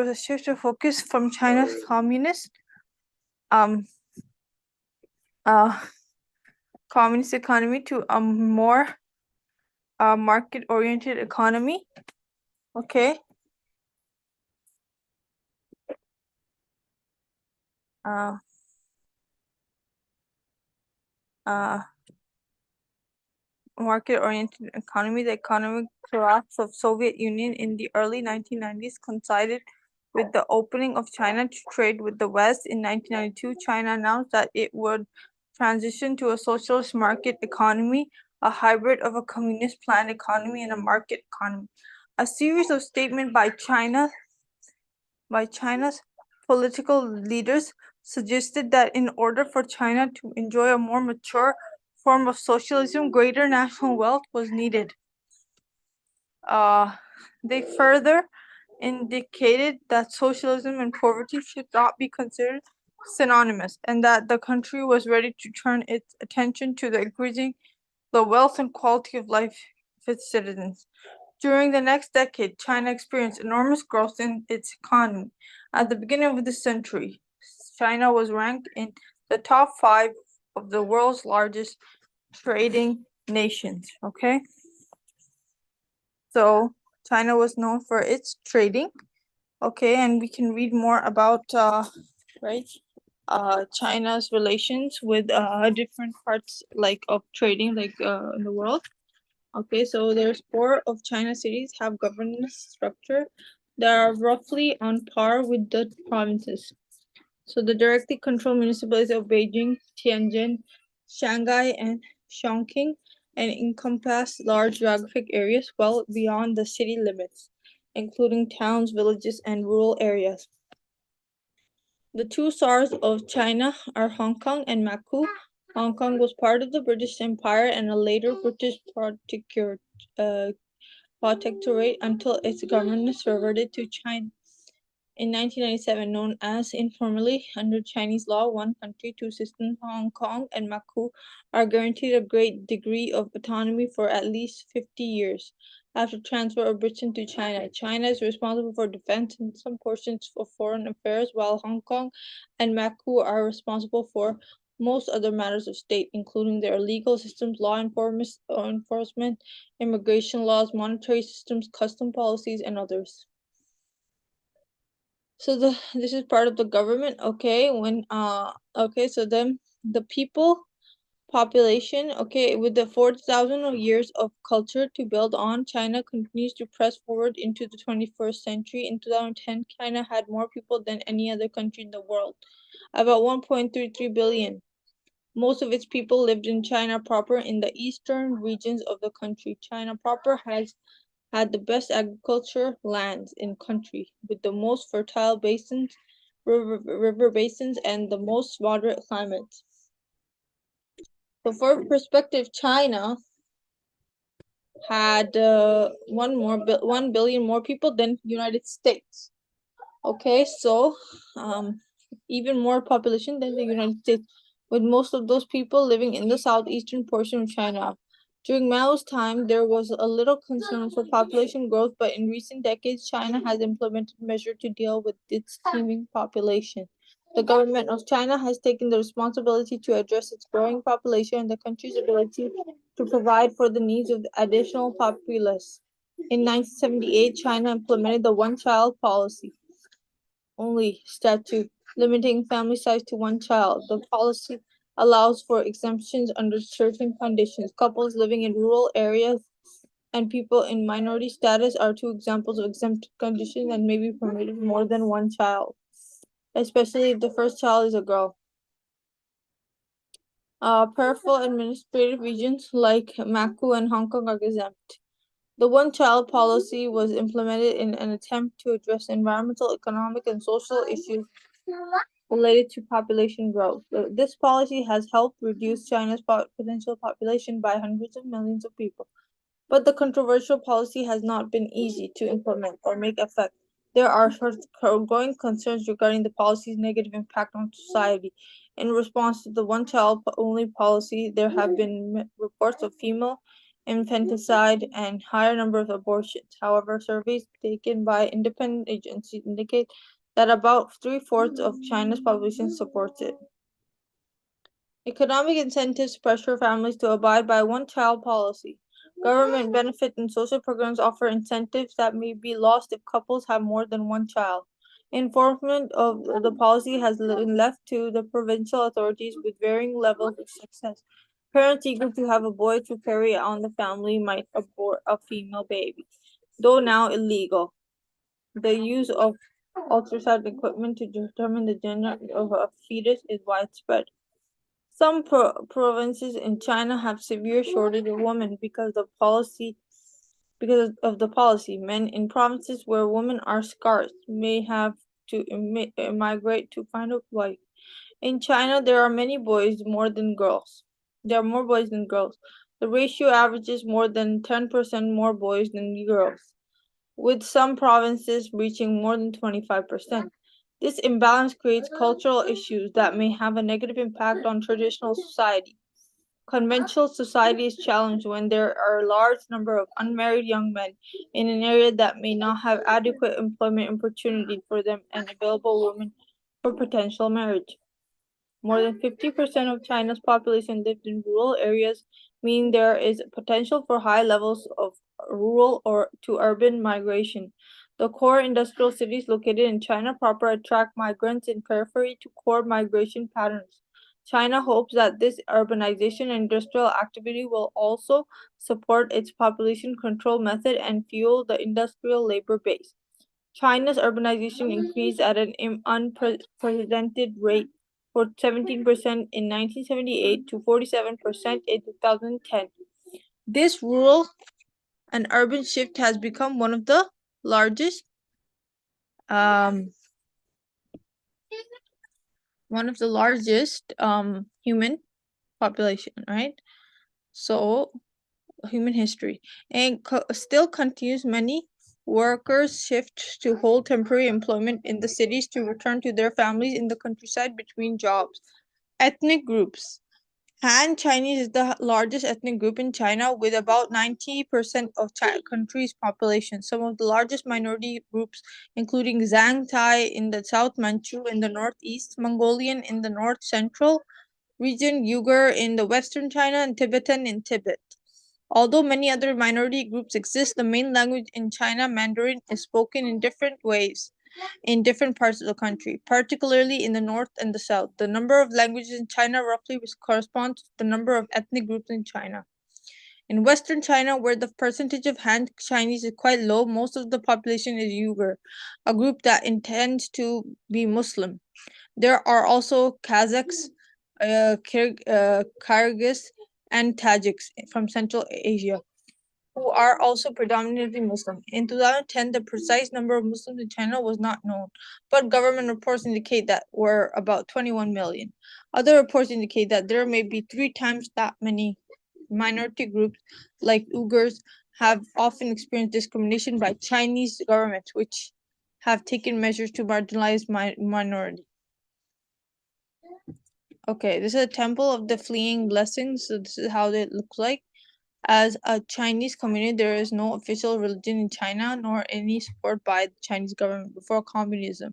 Most of the people follow the type of Buddhism. Other belief systems include Taoism and teachings of Confucius, and Christianity does not exist in China, but is illegal to proselytize.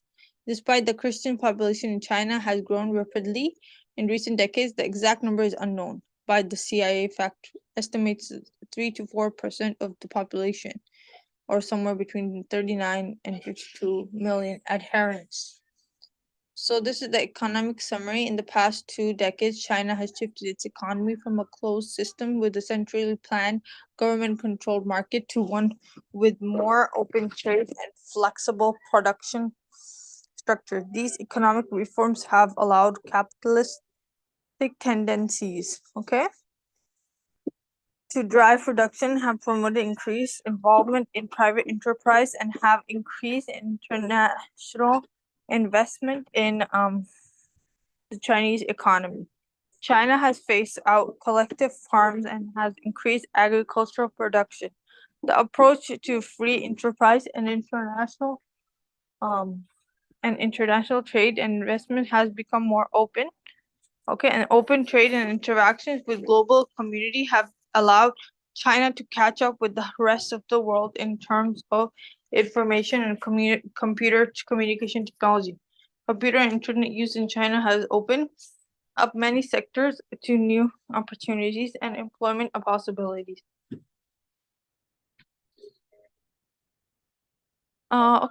The picture depicts the inside of electronics factory in Shanghai, in Shenzhen, China. This is how it work. They are working.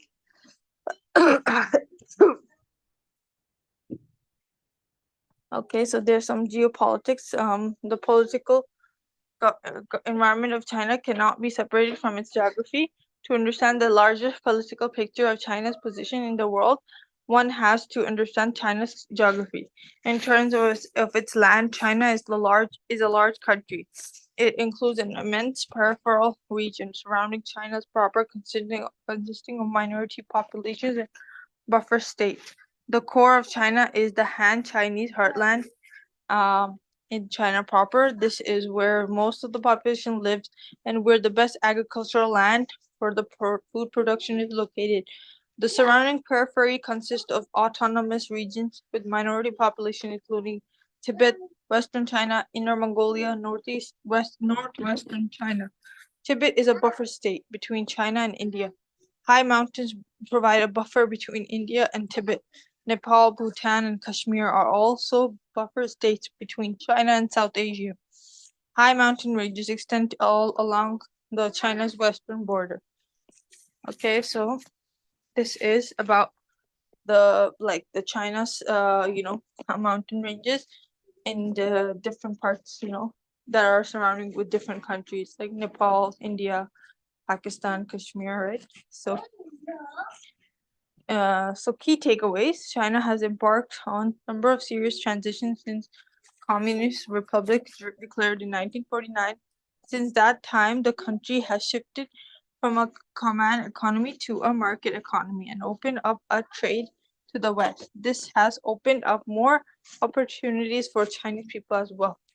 Okay, and we also had to do one question in class, and I will assign 2 questions for homework. So this question I would like you guys to write right now.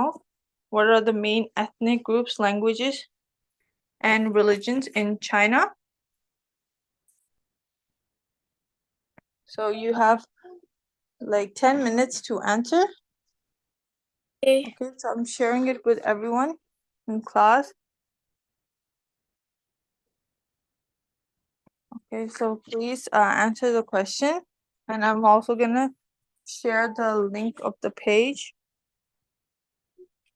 So I'm not gonna assign anything for the homework because it's hard to maybe for the students to do. But if you guys have finished this question, then I will assign. Okay, so please finish this question in class right now so I can assign more if anyone wants to do another question. But otherwise, it's only one question for you to do, and I expect you to finish in class. So you guys have 10 minutes till I'll give you like till 11:42 to finish the question. Okay, Jazakallah. It should be at least 5 to 6 lines, okay? Your answer should be about 5 to 6 lines explaining, the main ethnic groups in China.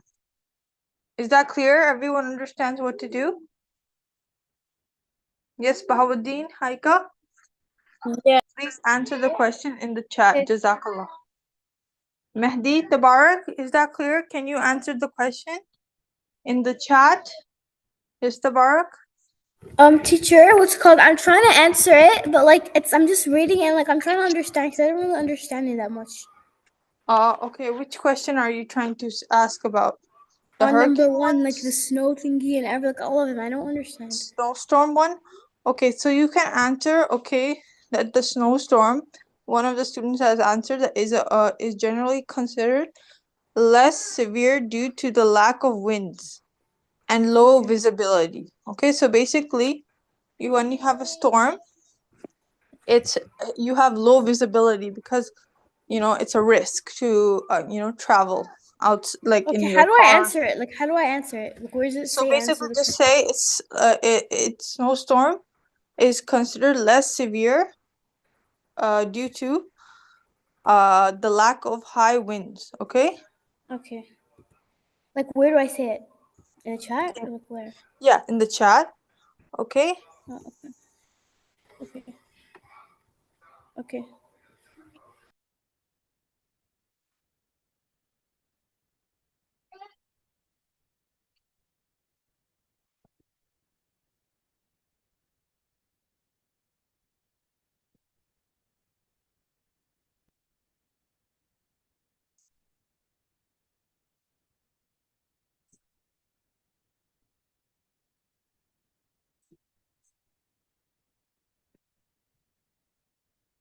Okay, good job, Bahauddin. You explained. Han Chinese, Wang, Manchu, Uyghur, Mongolian, Tibetan, Korean. Taoism, Buddhism is the religion. So Taoism is a religion. Buddhism, Islam, Christianity, and the main language is Mandarin. Excellent job, Bahauddin. Okay, anyone else want to answer? Yes, I'm almost Haiga, also, you can answer, inshallah. I'm waiting. So Bahauddin, I can assign you the homework question. Okay, if you want to do. Okay. Yes, Bahauddin? I said okay. Okay.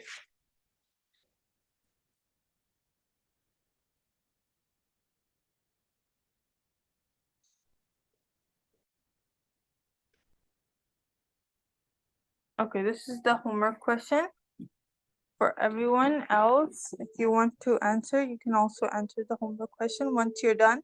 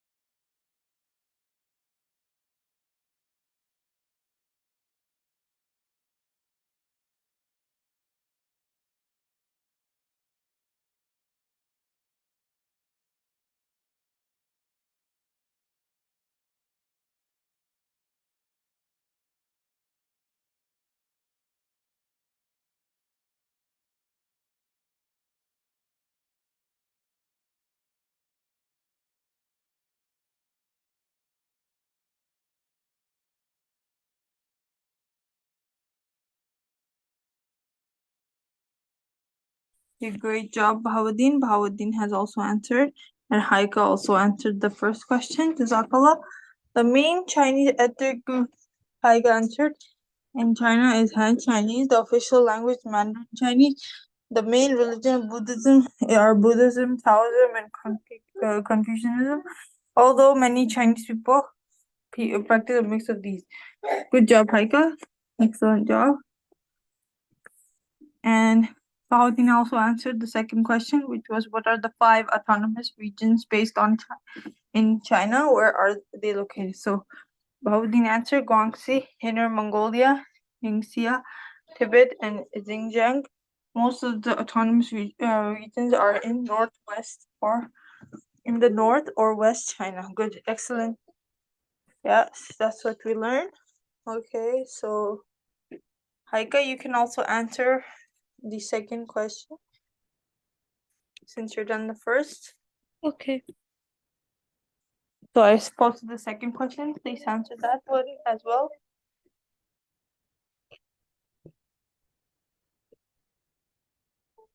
Other students, if you're done, you can work on the math or other exercises, or you can, meanwhile, we can finish, right, the class, inshallah.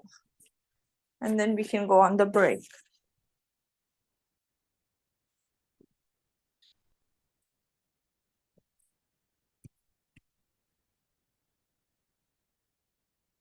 Tabarak, are you done? Do you need help? Yeah. Yes, so you're done. Did you answer the question? Can you I read did it it, out? but it's not like. You want to Sorry? read it out? You want to read it out to me, your answer?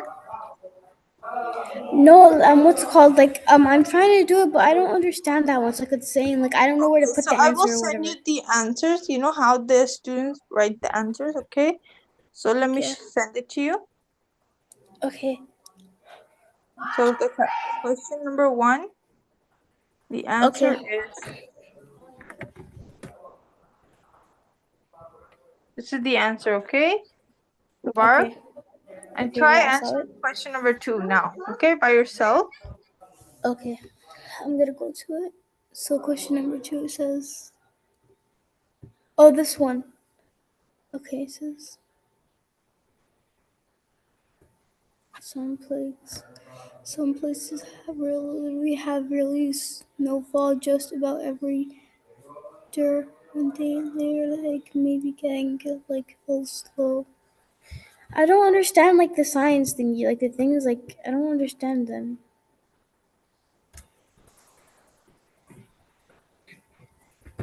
Yes, so you don't understand what the snowstorm is? Yeah. So the No, question is that's very a simple. snowstorm. It just says, what is a snowstorm? So I'll read out the question. Okay. So a So what is the snowstorm. difference between the snowstorm and a blizzard? That is the question. So just define the snowstorm and define what the blizzard is. Okay? Okay. Okay. Okay, do that. Jazakallah. Okay.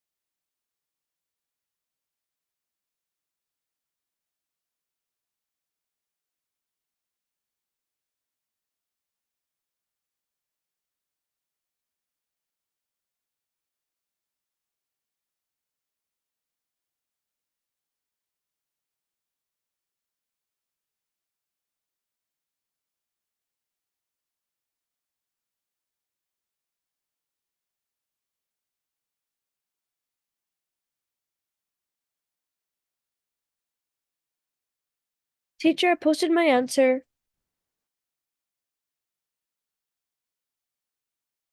Okay, good. I'm marking it. Jazakallah Haika.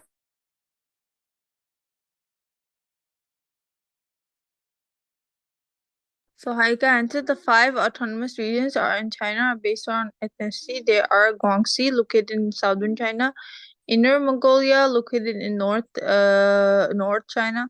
Tibet, located in southwest China.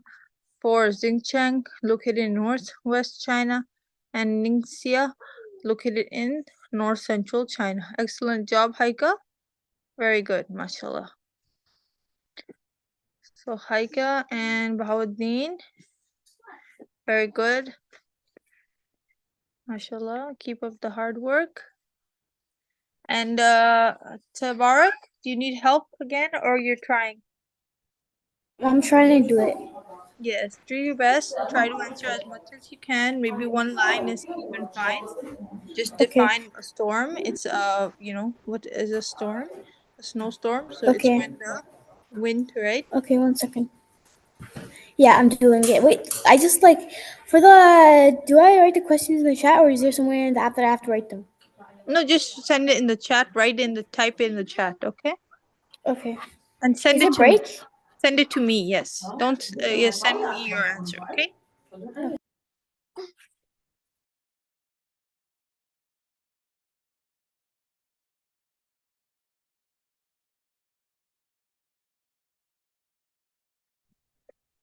Anyone who's done, you can either start the IXL, start completing the IXL for the 5 minutes we have, and then the rest you can go on break after. Okay. Okay. Jazakallah.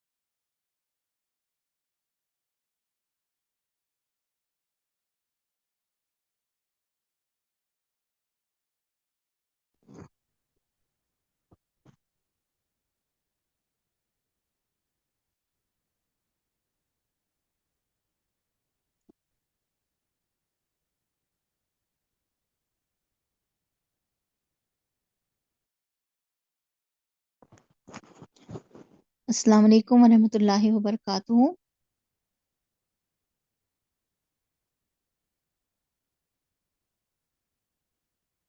Baudin, Alaikum assalam. yes, Haika, are you Yes, here? Okay, Assalamu alaikum warahmatullahi wabarakatuh. Assalamu warahmatullahi wabarakatuh. Okay. Rabbi shrah li sadri wa yassir li amri wahlul 'uqdatam min lisani yafqahu qawli. Okay.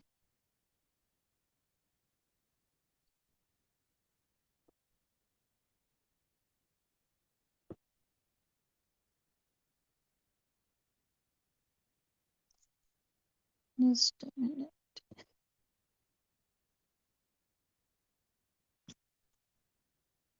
Did you memorize the translation? Yes. Both of you? Haika, are you here? yes, Okay. Did you memorize the translation? yes.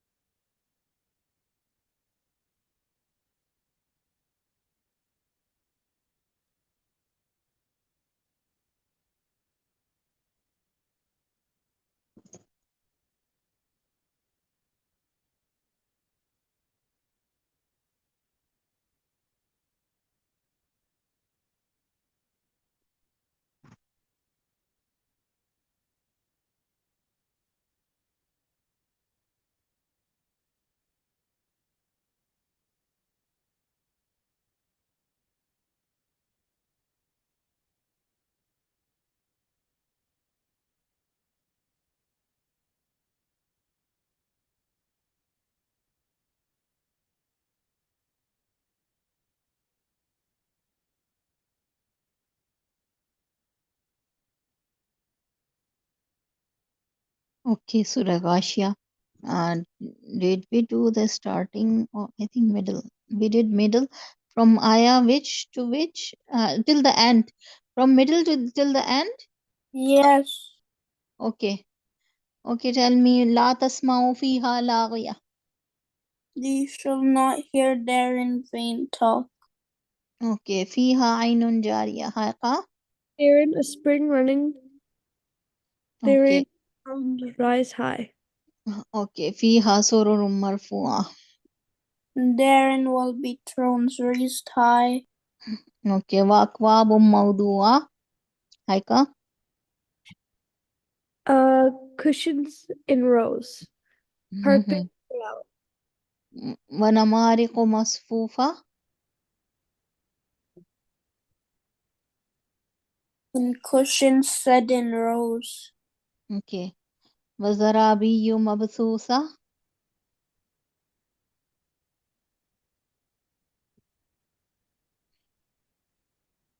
Wa zarabiyyu mabthusa. rich carpet spread out. أفلا ينظرون إلى الإبل كيف خلقت Do they not look at the camels how they are created? Okay. وإلى السماء كيف رفعت. The heaven, the heaven is raised. Okay. وإلى الجبال كيف نصبت. The mountains are fixed firm. How the mountains are fixed. How is important. Okay. Okay. Yeah. وإلى الأرض كيف سطحت. How the earth is spread. How the earth is spread. Okay. فذكر إنما أنت مذكر.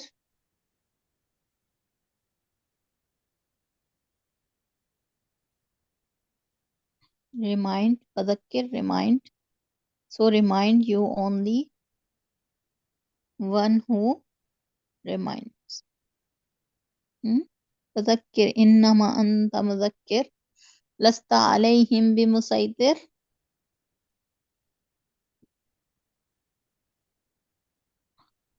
Not over them, dictator. Yeah, not over them, dictator. Okay. Mm. إلا من تولى وكفر. Except one who turns away and disbelieves. Yeah. فيعذبه الله العذاب الأكبر. Allah will punish punishment إن greatest. إلينا إيابهم. Verily, there will be a return to us. ثم إن علينا حسابهم. Then verily for us recording. Yeah, reckoning. Okay, so we'll start now. Screen share.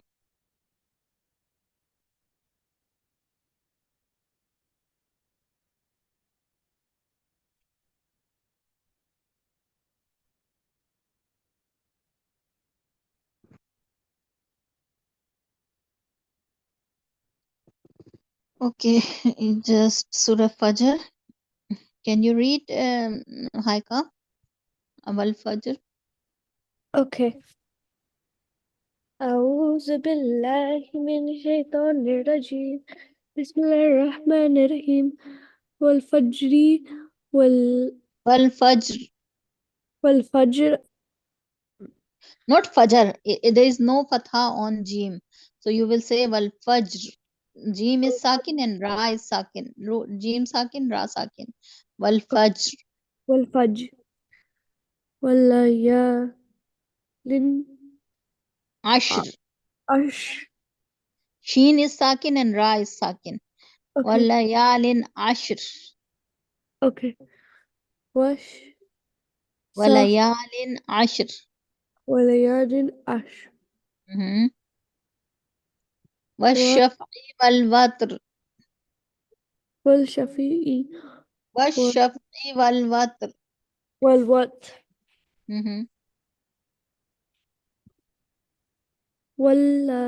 والليل إذا يسر. يسر. هل في ذلك كساب والذي هر. هل في ذلك قسم لذي هجر.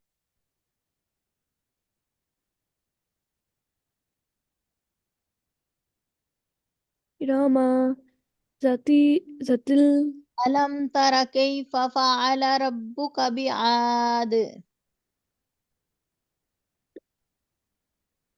إرم ذات العماد.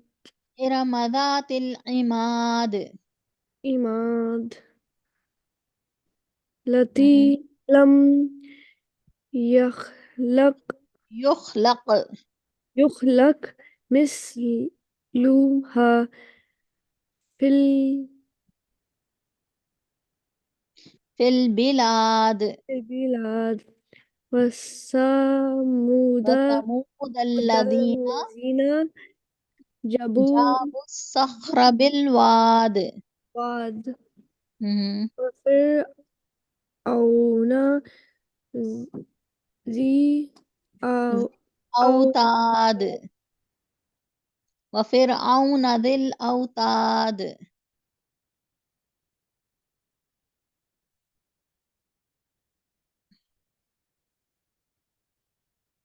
Yes, وفرعون ذي الأوتاد. Okay.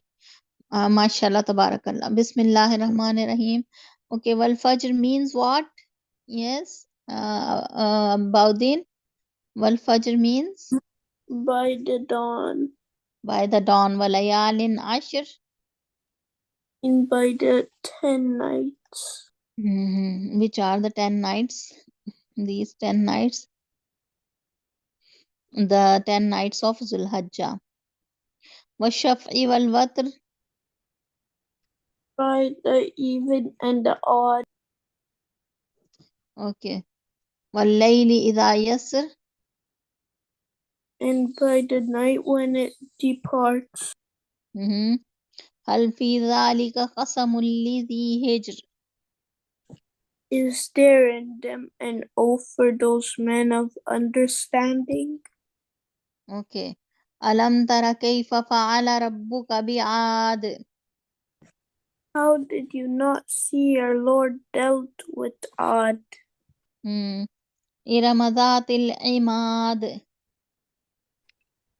Iram like pillars, التي لم يخلق مثلها في البلاد.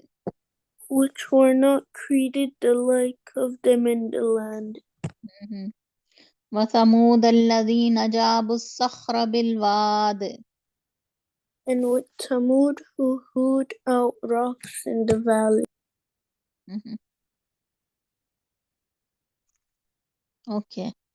وفرعون ذي الأوتاد.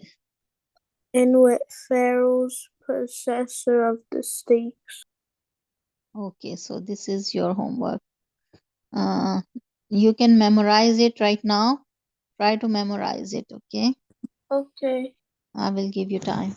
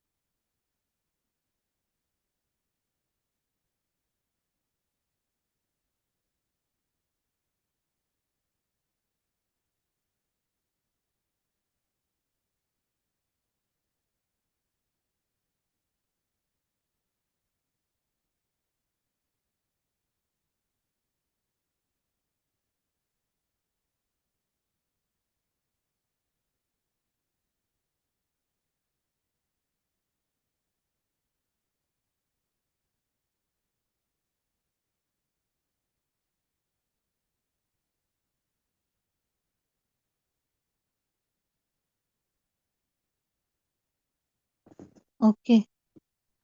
Okay, now we will start our Islamic studies. Okay.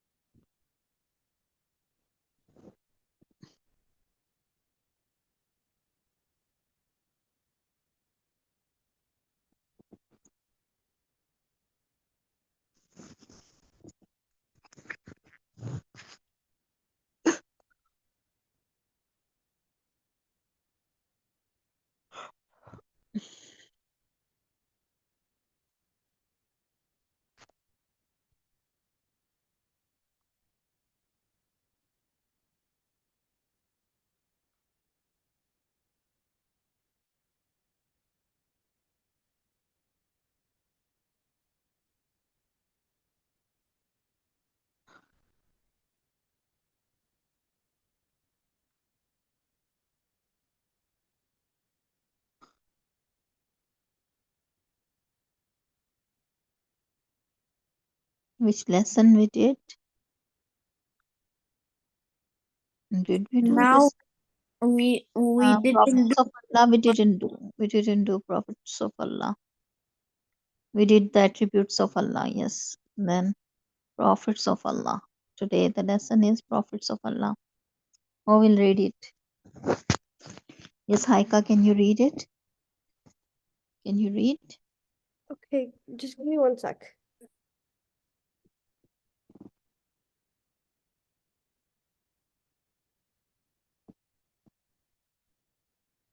All right, yes. Okay.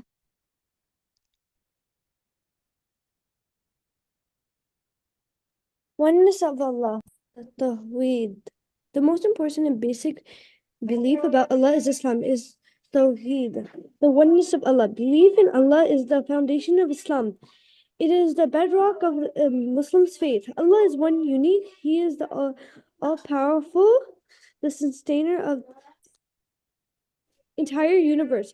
In his hands are the life and death of all creatures. He is the strange. He is the lawgiver. He is the just, all forgiving, all merciful. He is with us. His infinite knowledge, wherever we may be, his knowledge, all knowing, all seeing. The two practicing and rules. A Muslim should worship Allah, but Allah, he should trust in Him, and love and fear none more than Him. Indeed, Tawheed, the belief in the oneness of Allah, permeates every walk of the believer's life. It is for this reason that Almighty Allah sends prophets and messengers to call people to the worship of Allah alone, the only Lord and Master. Yes. Prophethood. Allah's revelation is the source and all guidance for man. Man must surrender the divine guidance as ultimate and final. It is man's duty to love and serve Allah. He should submit to his wills. Obviously, no one can do this if Allah does not want to let humans know what his will is. How is man's life to be guided then? How can human decide whether or not an action is right or wrong? Mhm. Okay. Would you like me to continue reading? Okay, about the prophets of Allah. Allah is merciful. Allah is merciful. Surely Allah is most merciful. He revealed His will to human beings through His prophets and messengers to take them out of darkness into light. It should be borne in mind that belief in the reality of divine revelation, wahi, and consequently the Prophet of Muhammad ﷺ is the main pillar of Islam. The Quran says, and it is not for any human being that Allah should speak to him except by revelation or from behind a veil or by sending a messenger, i.e., an angel, and revealing by his permission and what he pleases. Indeed, he is most high and wise. Mm-hmm. The message Allah revealed to his prophets and messengers is the channel of communication Communication. between Allah and mankind. A message which Allah communicated to a messenger of Allah is a revelation or wahi. Allah in His mercy sent many prophets and Anbiya, sing Nabi and messengers, Rasul, sing Rasul to guide and lead humanity to success. In this world, as well as in the life to come, the Quran says, and we have already sent messages before you. Among them are those whose stories we have related to you, and among them are those whose stories we have not related to you. Okay. And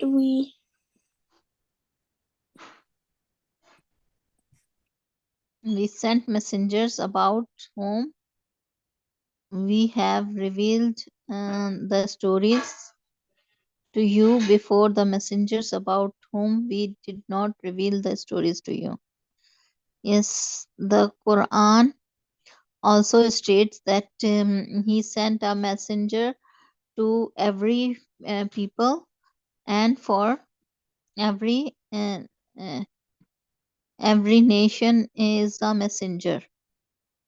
For every nation is a messenger. That Allah did not send the messengers uh, who did not speak the language of the people who were who were mm, uh, who were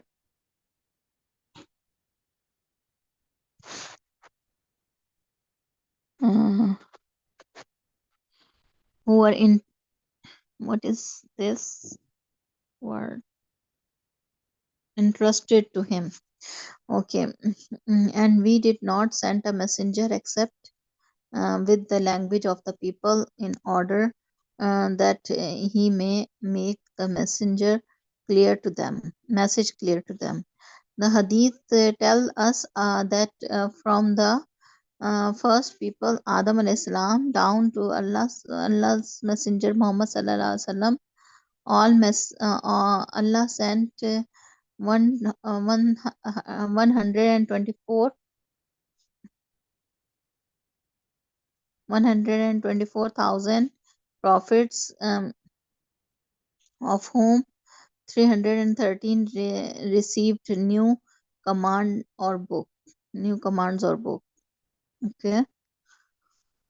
The words Rasul and Nabi.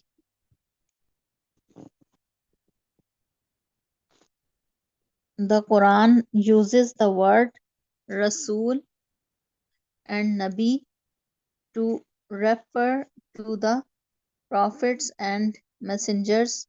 The word Rasul, as well as its plural from Rasul, occurs more than 200 times, and means the one who is sent to messenger. Less common but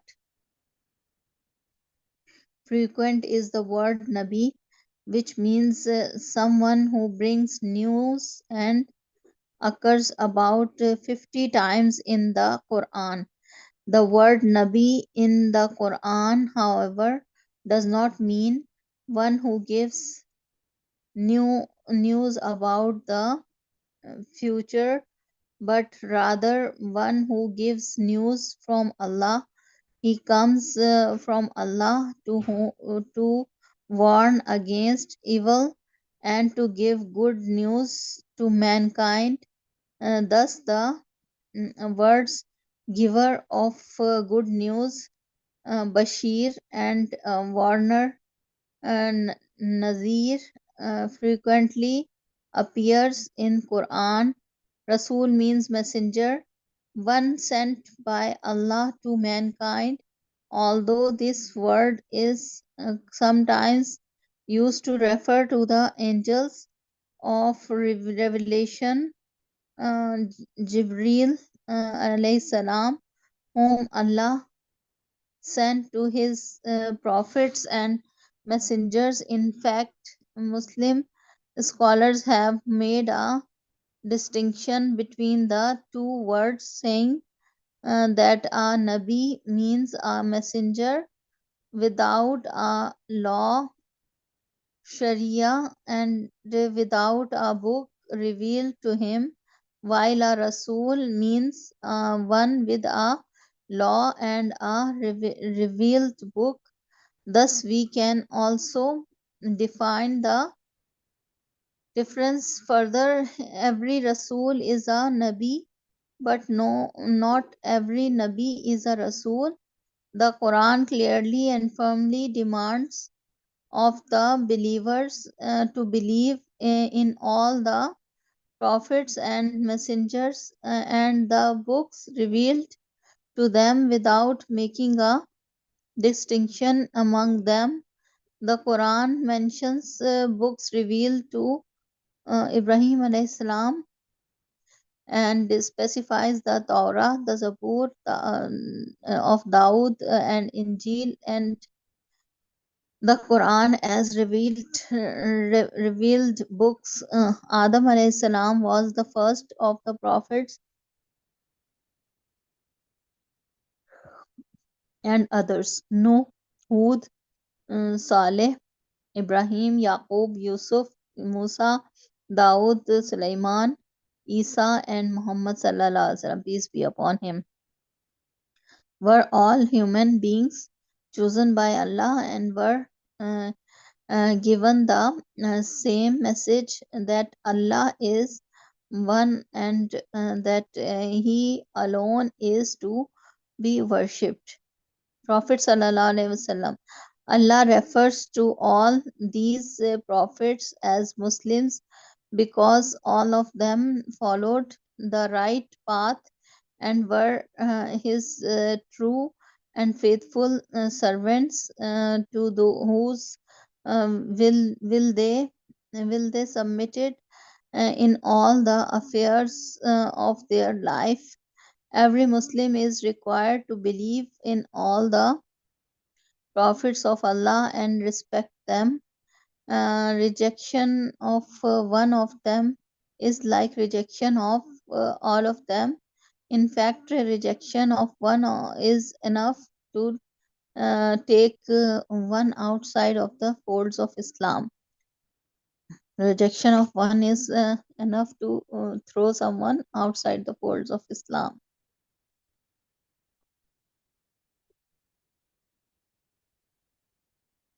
But these messengers which are mentioned in the Holy Quran, Hud, Saleh, Ibrahim, Yaqub, Yusuf, Musa, Daud, Sulaiman, Isa, and Muhammad sallallahu alaihi wasallam, these are mentioned. Their names are mentioned in the Holy Quran. But others, prophets whose names are not mentioned in the Holy Quran, we believe in them, but we cannot testify. We cannot, if someone says, suppose, uh, you suppose they mention the name of a prophet which is not mentioned in the Holy Quran, we can say maybe he is a messenger, maybe, because we don't know the name, so we will not certify them. Okay, we will not certify those messengers whose names are not mentioned, but we believe that 124,000 prophets Allah subhanahu wa ta'ala has sent the messengers, but we don't know their names, so we will not confirm it. If a non-believer, disbeliever, or mushrikeen, they mention the names of the prophets which are not mentioned in the Holy Quran, we will not testify. Okay, prophets played very influential and important roles throughout the history in delivering the message of Allah. They all brought the same message, calling people to worship none but Allah, not to associate the partners with Allah subhanahu wa ta'ala, to worship completely, submit to Allah's will. After Salah, pay zakah, offer salah, pay zakah, lead a moral life according to divine guidance, appearance of for the day of resurrection when everyone will stand before Allah to be judged for the deeds done in this life. The stories of Allah's prophet and messengers from a significant portion of the Quran, but the Quran does not tell the stories of all of them. In fact, there are 25 prophets and messengers mentioned by the name in the Quran. Prophets and messengers were human beings chosen by Allah to receive his message and deliver it to human beings. In fact, they were not only the bearers of the divine message, but they also showed how the messengers was to followed. It is the prophet's example that inspires a living faith in the heart of his followers and brings about a real change in their lives. That is why the noble Quran lays a special stress in fact that prophets and messengers were men. The reformation of human is thus entrusted to man. The Quran argues, say, had there been not upon the earth angels were walking about as settlers, we would have sent down to them from the heaven or on angels as a messenger. Okay. The Quran, however, not only establishes the fact that prophets have appeared in all the nations, it goes further and renders it obligatory that a Muslim should believe in all those prophets. Fill in the blanks. The most basic belief is in Islam is Allah is the what? only God. Yeah, Allah is the only God. The Quran talks about only dash prophets and messengers, but 25. yeah, only 25 prophets and messengers know from the hadith, and that there is a total number of dash prophets. We know from hadith that there 1,000. are 124,000 prophets and messengers. Okay. Rejection of one prophet is uh, expel us from the folds of Islam. Prophet and messengers showed how to translate the divine message into action. Into Prepare action. The of judge. prophets show us how to show the divine revelation into action. Okay, how does Allah let human beings know His will?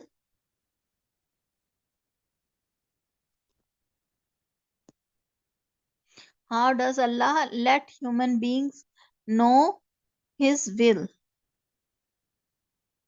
But By the revelation, and by the message sent by the angels to the messengers. Okay, explain the Arabic word wahi. What is wahi? The revelation of Allah subhanahu wa ta'ala through the angels on the heart of messengers. my What is wahi? passage. The message, the divine message of Allah subhanahu wa ta'ala and on the heart of the messengers. What is the difference between the words Nabi and Rasul? What is Nabi and what is Rasul? Messenger and prophet. Yeah, messengers and prophets. But what is the difference, Nabi and Rasul? There are less messengers than prophet. Yes, prophets are many and messengers are many and prophets are few. Prophets receive the book, the holy book, but messengers don't receive the holy book. They spread the message of previous prophet. Okay, why did Allah send human prophets and messengers? Tell people about Islam. The right to rightly guide people. What Allah wants and what Allah doesn't want, what Allah likes and what Allah doesn't like. Okay, to show people what Allah likes and what Allah doesn't like. Okay, Prophet Muhammad Sallallahu Alaihi Wasallam, last messenger. Okay, so this was the lesson. Do you write down something? Do you do the writing practice? Yes, I do in my other class. No, do you write down in? Do you have the notebook to write down something? Make your Yes, notes. That will yes. be better. If you make your notes, that will be better. Writing practice is also important. Okay.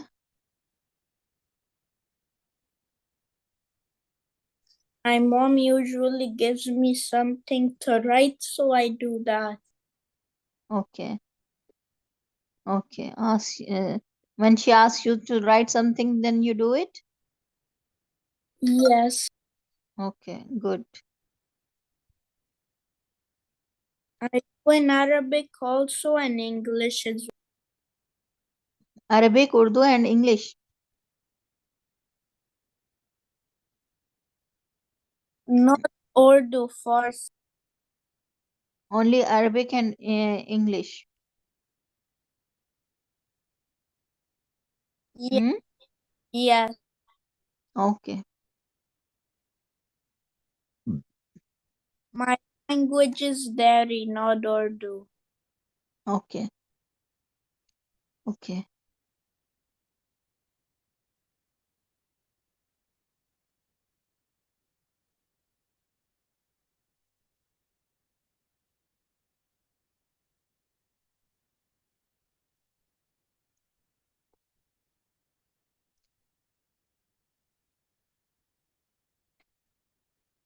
Good.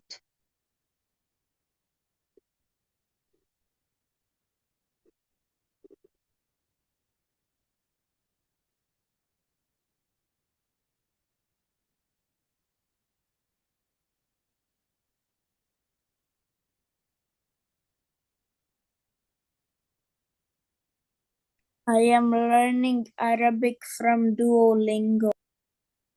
No, you should learn Arabic from Bayyana, you know, Sister Saba has on this website over here. Over here, there is Bayyana course. Al Arabiya Bayyana, this book. Naman Ali Khan. I will show you. You should learn Arabic from this. This is good. I will show you this one. Okay, this is complete course. Bayyana complete course. Yeah, you should learn Arabic from this. From the website, Saba's Academy website. There are so many videos. Noman Ali Khan is teaching. This is good. Learn Arabic from this. Every day they have 2 hours, 1 hour videos, 1 hour videos, sometimes 2 hours videos. Okay, you can learn it. Okay. This is good.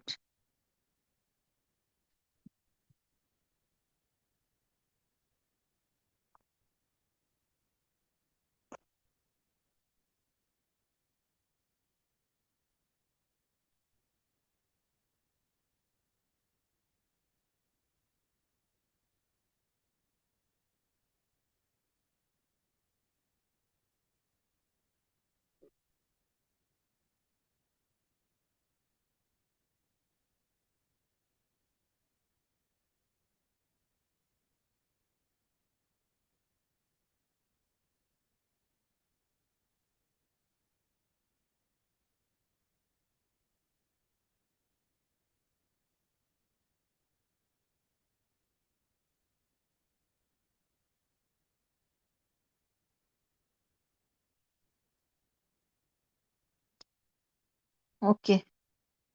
Okay, Assalamu alaikum wa rahmatullahi wa barakatuh. Okay. Walaikum assalam wa rahmatullahi wa barakatuh. Okay.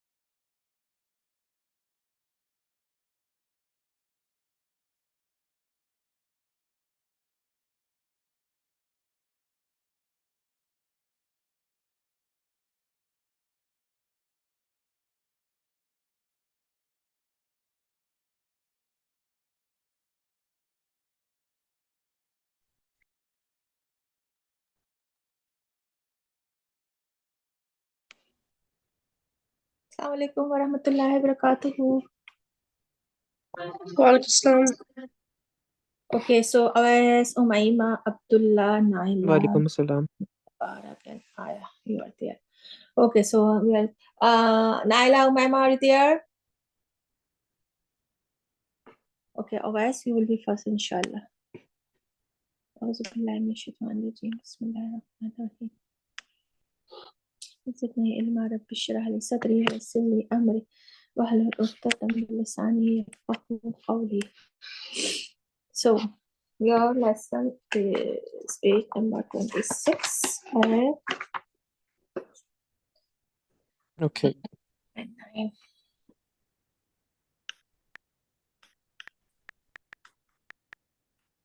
Okay. So number 4 and 5. Your sabak. Start. So Second last line. No. The 4th and 5th.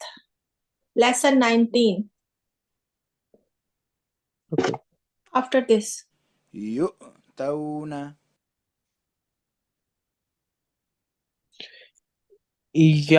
Yaku yatikum yatikum Good. wa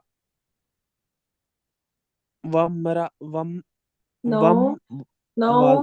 wa zabar wa hamza zabar wa a mim pesh mu wa No. a mu mim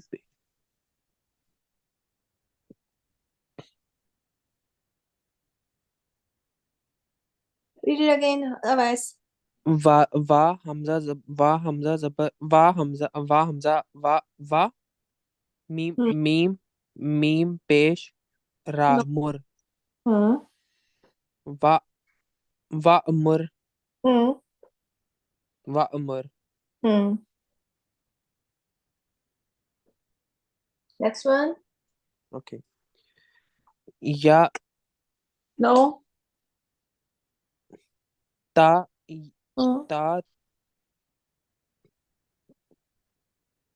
Yes.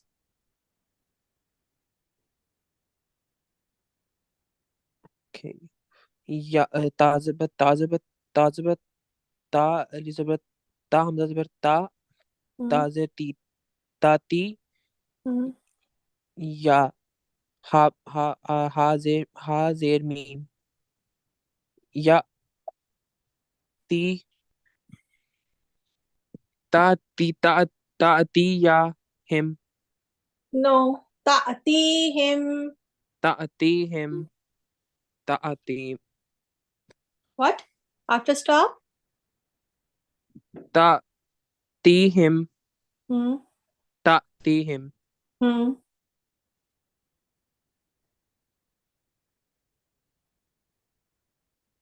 Next. ma'wahum Hmm. ka'asa Hmm.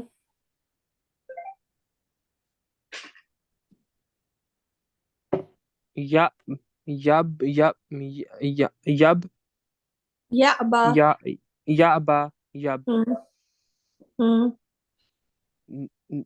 nun zabar na tazeti nati nat Hmm.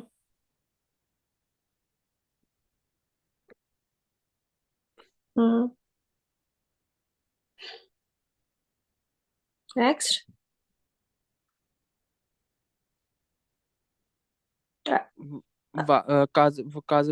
kazaba ka razabara kara tazabata karata Qara'ta. karata Hmm. karat Hmm. Next one. ba'sin bas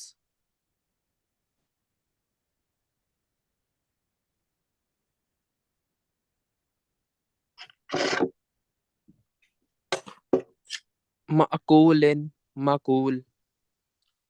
Okay, I told you when you have you are corrected with the hamza, it will be little jerk on it always, right?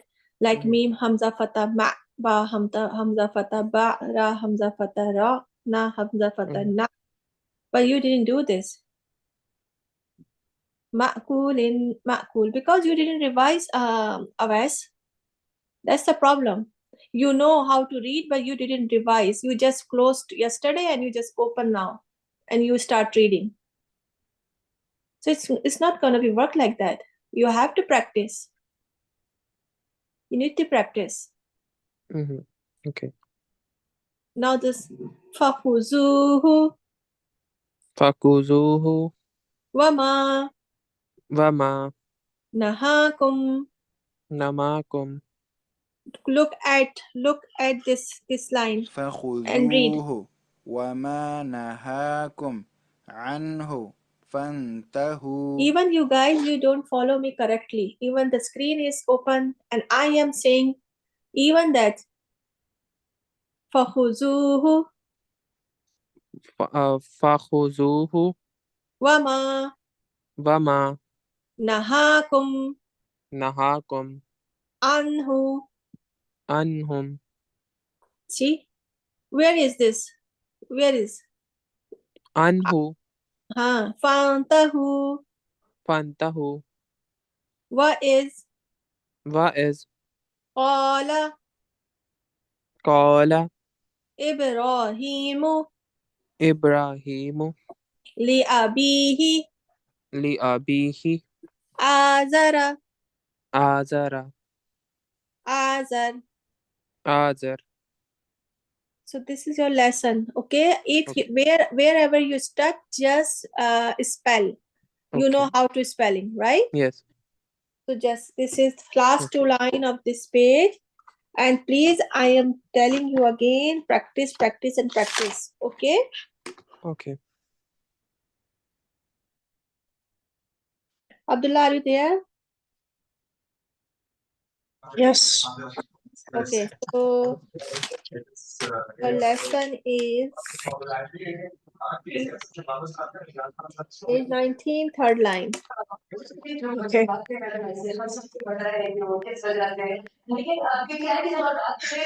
आप अपने TV की आवाज कम कर सकते हो बेटे? ठीक है.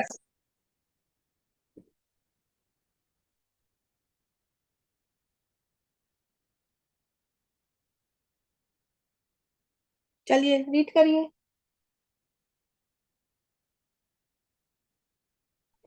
Yes. Okay, now start reading.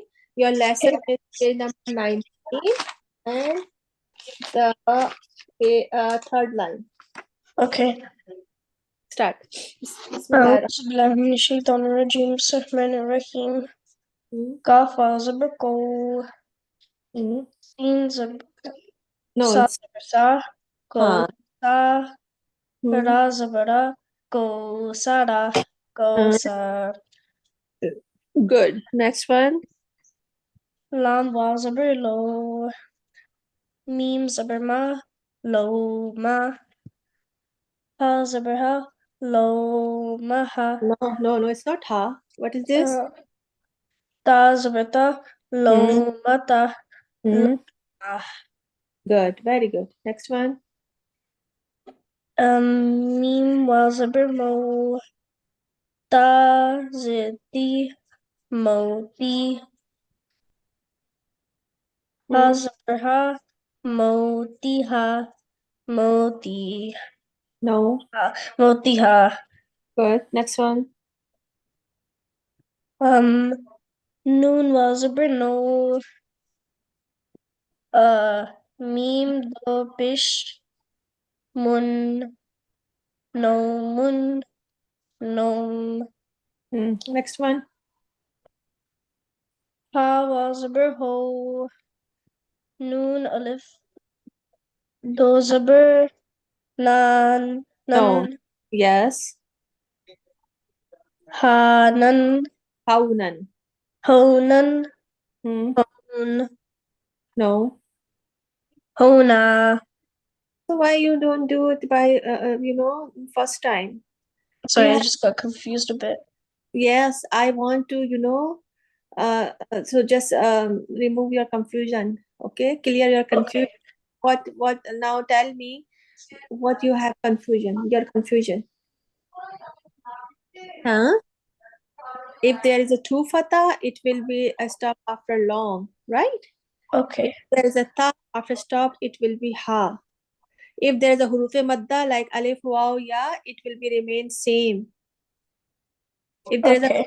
standing zabar, it will be remain same. Okay. Now the Okay. next one, ya, waw, fatha, yau, mim, fatama, yauma, Yoma. yaum, Yom. ya zabar ya, ra, waw, zabar rau, Ya ya, ra, Zabariya. Yaro. noon zabar na, ya, rauna, Yarona. ha, alif zabar ha, ya, rauna, Sabarha. ya, rauna, ha. Yaronaha. After stop, ya, rauna, ha. Yaronaha.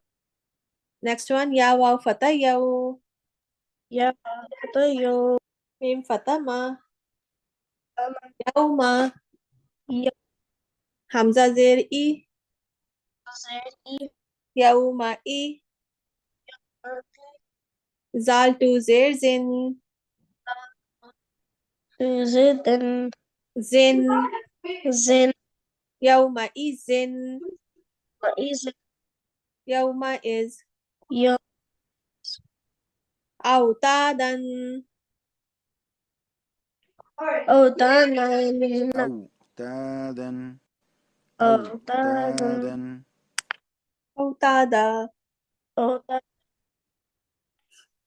عفونا Afona. After stop, Nam. yes.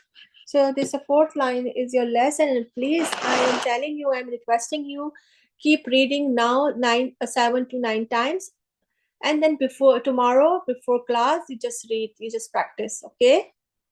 Okay. And if you have any question, any confusion for today's lesson, just ask me. But tomorrow you should know. Okay. Okay, now, Naila, Umaima, are you there? Yes. Okay, so Naila, your lesson is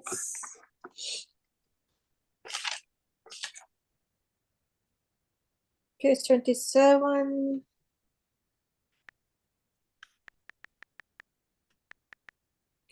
And 1, 2, 3.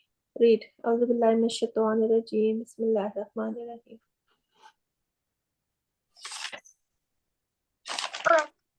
Bismillahirrahmanirrahim. Rabba, Rab. Good. Inna, in. Mm. Mm. Summa, sum. Good. Amma, am. Summa, sum. Minna, min. Man. Manna. Manna, man.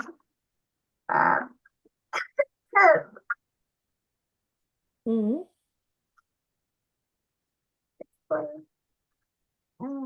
Badda, bad. Mm.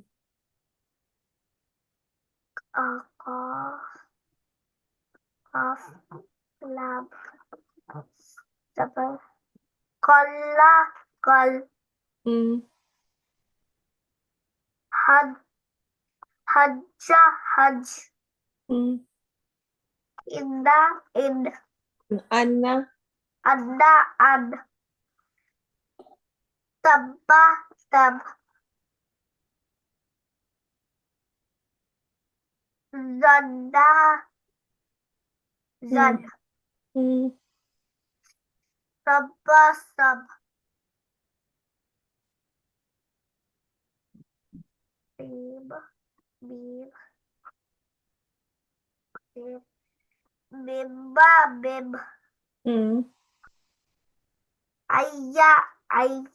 Ayi. Ayyi, ay. Mm. Sharri, shar. Mm. Sa, sa. No, sad.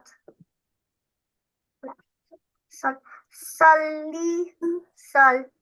Mm. Dal. Okay, now next one. When there is a two fatha, it will be what after stop? Hubban after stop. Hubba. Good, very good. Jamman, jam. When you do shad, little bit tanween, little bit hunna. Okay, like jamman, jamma. Okay. Hmm. Jambu. Jamba. Dakkan, dakka. Takkan. Takka. Start it lam in the end. I don't know what's your problem, Naila. You said dakkan, dakka. Dakkan. Dakka. Shaqqan, shaqqa. Shakkan. Shakka. Saffan, saffa. Safan. Safa. Haqqun, haqq. Hakkan. Hak. Hillun, hill. Hillal. Hil. حل Read. Hil. Hillal. Hil. حل Hillal. No. حل Hillal. Yes. Hill. Hil. أم Obud. After stop. Kullun, kull. Kullal. Kul. But first tell me, Naila, what you have any confusion? Why you just start suddenly like hun instead of hul? Because Because what? I'm I sick. told you many times that tanween has a noon in the end, not the lam in the end. Kullun, kull. Kullal. Kul. Rabbun, rab. Rabbun. Rab. Don't do it again. The lam in the end, okay? Ghammin, gham. Rabbin. Rab. Ghillin, ghill. Ghillil. Ghil. Again you said. There's a vowel at the end too. Ghillin, ghill. Ghillil. Ghil. No, not a lil. It's a len. Except lid. Obvious said. Say obviously so everybody can understand that you are saying len, lon, lil. Okay? Ghillin, ghill. Ghillil. Ghil. No. غل Ghillil. غل Ghillil. غل Ghillid. Yes. ظل Zillil. ظل Zillil. Hmm. ظل Zillil. I can't hear properly. ظل Zillil. Lam to kasra. What? Lil. Lil or len? What? Lil. Lel hota hai. That's wrong. I said lil. It's not a lil. It's a len. Yeah, I said that. No, you didn't say that. Ghillin. Ghil. Lil. Len. Lid. Yes. Zil. Len. Zil. Lid. ضر Durrid. Yes. So this third and fourth line. And just overcome this mistake. Okay. This is not a lil. This is a len, lan, lun, lun. Otherwise, you have to read it again. I will, start the previous lesson, which is tanween. Maybe page number 15 or 14. I don't know which page. You have to start this again because you are not getting that this is a len, lan, lun. Not a lil, lul, a lal. Okay? So third and fourth.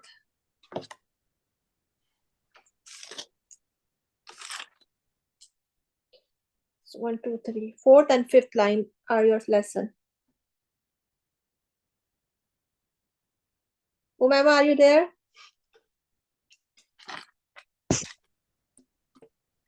Umaima.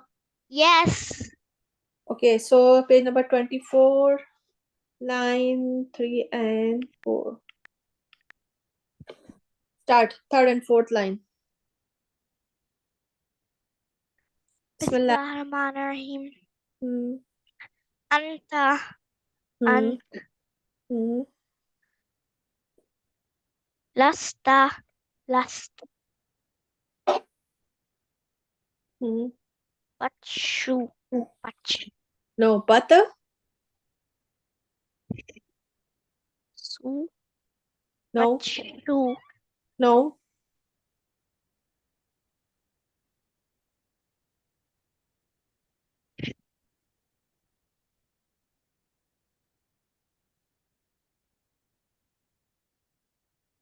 How long I have to wait? Su. Can you see it? It's not a shoe. That's a she. But. Which, Shu. which harkat has sheen? But sha. Yes. But. Hmm.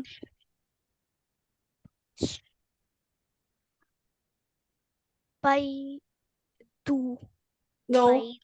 No.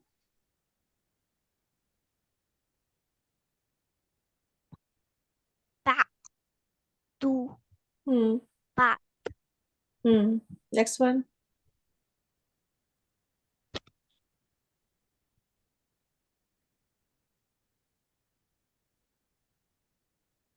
Who. Read. Umaima, please. Who. No. Kun. What you are doing? Who. Where is who?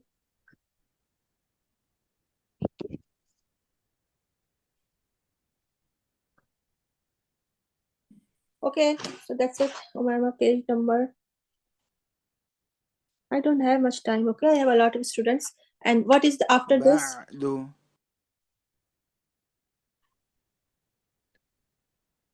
Are you going to read or you don't want to read?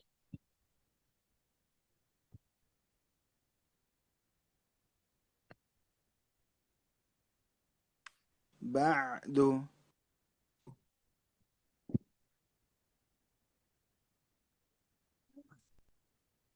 Ra.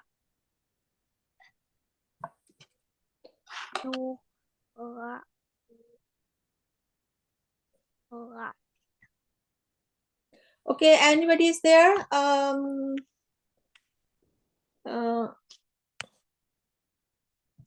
Who's there? Mehdi and Tabarak are there. Mehdi, Tabarak. Yeah. So you Tabarak? Mehdi. Okay. Yeah. Mehdi, are you going to read? Sure. Okay, so I'm going to share the screen and start reading. So this is your lesson and read.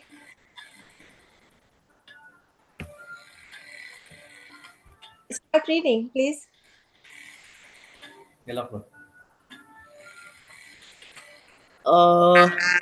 Say Bismillah and start reading.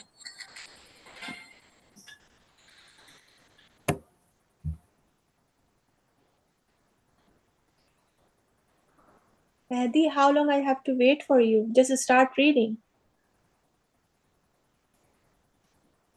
Start reading. Say Bismillah and start reading. You don't know this page? You can read? Yeah. What? Yeah, you can't read? Yeah, I can't read. Okay, so Sad, read this one. Okay.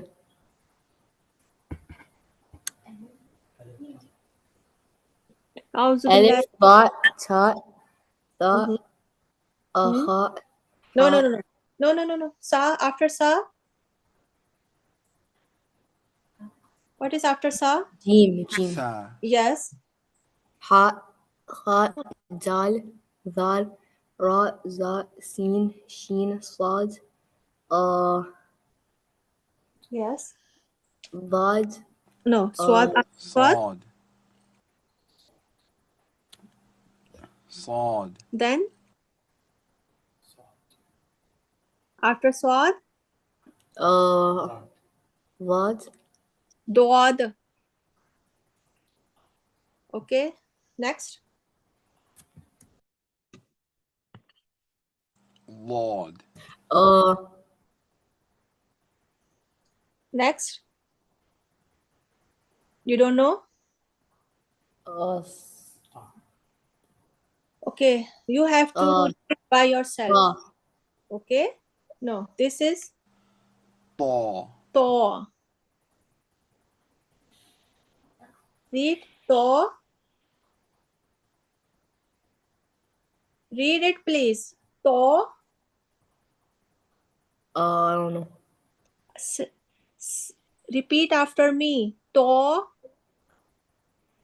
Ta, Zo. Vo. va, To. To. ta, Zo. Vo. va, So To empty and Zo has one dot. Vo. The shape and form is the same. Okay. So To. Zo. Vo. To To. and Zo. Vo. Your lesson from Alif Alif. to Zo. Vo. If you want, please read after me. Alif, Alif. alif, Ba. Ba, va, Ta. ta, Tha. tha, Jim, Jim. jim, Ha. ha, Ha. ha, Dal. dal, Dhal. dal, Ra. ra, Za. za, Sin. sin, Shin. shin, Sad. sad, Lord. vad, Ta. ta, Va. va, Zo, Zo. Read it clearly. To, Zo. To, Zo. Okay, open your mouth. Read clearly. To, Zo. So your lesson from Alif to Zo. You need to practice. Okay, and don't memorize it. You need to recognize the letter. Okay. And Tabarak, are you there? Aya, Tabarak.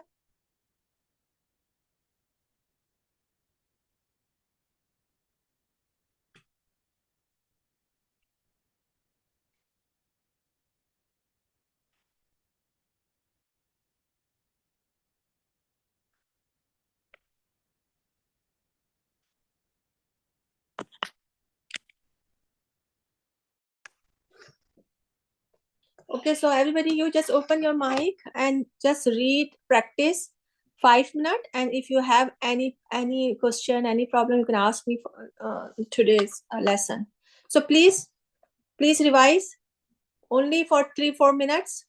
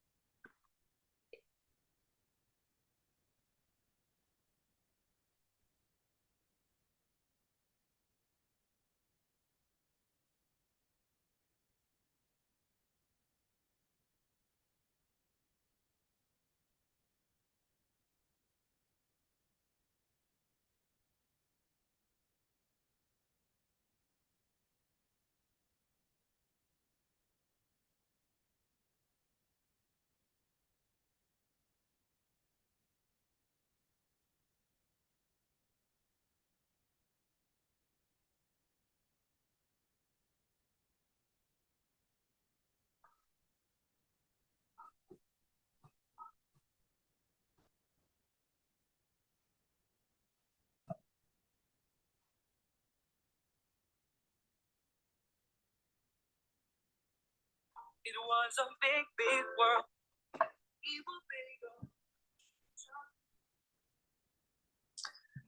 Okay, so now our next session, Islamic studies, going to start. I'm going to screen, and there is. So, can you see the screen of Islamic studies? Awais, Abdullah, Umaima, Naila, are you there? Yep. Yes. Why don't you give me answer, baby?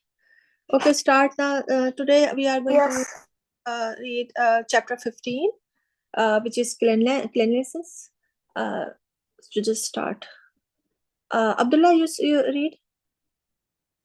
Okay. Urinal is impure. If urinal stains anything, it becomes impure. If your clothes are stained with urinal, urine, they are impure. A Muslim cannot offer salah if his clothes are impure. He has to make them pure by washing them. Stool is also impure. Things stained with stool becomes impure. Water purifies the clothes and the body. If a part of your body is stained with urinal or stool, it becomes impure. Washing with water the part of body stained with the urine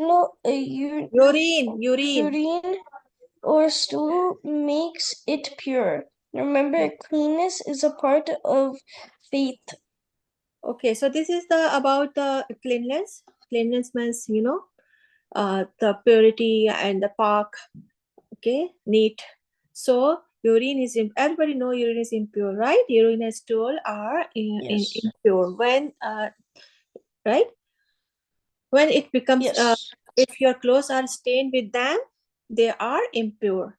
A Muslim cannot offer salah if his clothes are impure. Impure means napak, anything napak which your stool, any animal stool, human being stool, urine.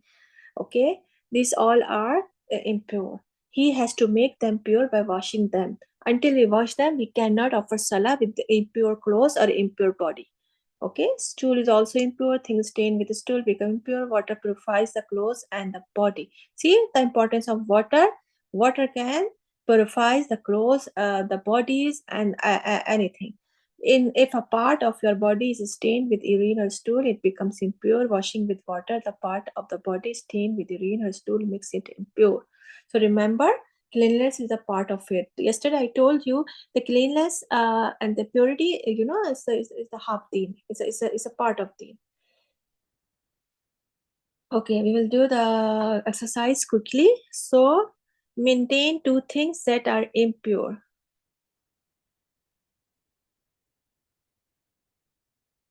Yes, mention two things that are impure. What happened? Abdullah, Wais, Naila?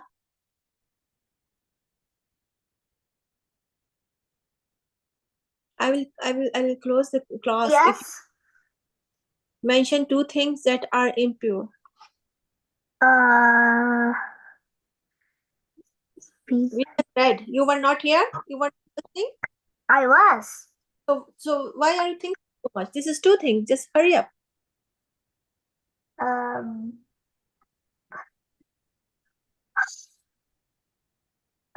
Urine on your clothes. Huh? Clothes are impure? No, urine on your clothes. Okay, urine. It's a urine. Yeah. And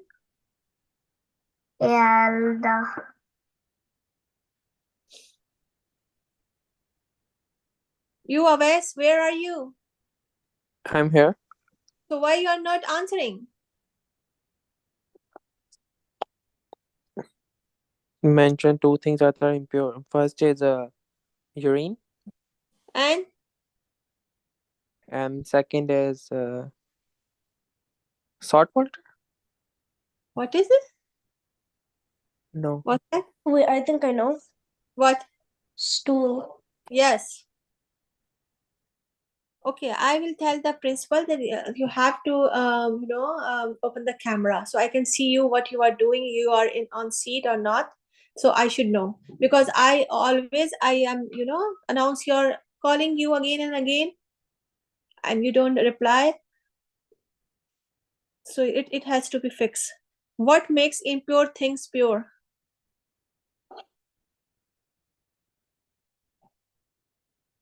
It's a very easy question. How you can make thing pure from impure? Water. What water? What you will do with water? To We will clean it. clean. Yes, clean, Clean wash it. it, right? Wash it by Yeah, water. clean it or wash it. What will you do if a body wets your clothes? Baby wets your clothes. Mean baby will urinate in your clothes. Wash it with a soap or Yes, so only water is water. okay. Yes. Make a chart and cleanliness and put it up to your classroom. Okay. Now the next one. Yes, Naila, you read this one. Tahara. Tahara mean purity, pak. Tahara. Start reading. Okay. Tahara is an Arabic word. It means purity. Tahara in Islam means the state of cleanness which a Muslim needs to be able to perform certain acts of worship. If a person has tahara, he becomes clean in his body and clothes. But keep in, but keep in mind that the main purpose of tahara is cleanness of the heart and mind. The things which break tahara. If you're in a state of tahara, your tahara will break.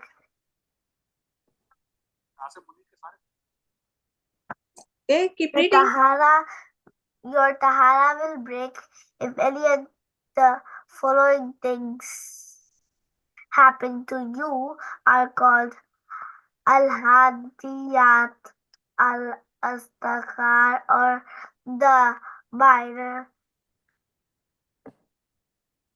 defilement, and require wuzu to regain purify. Breaking will,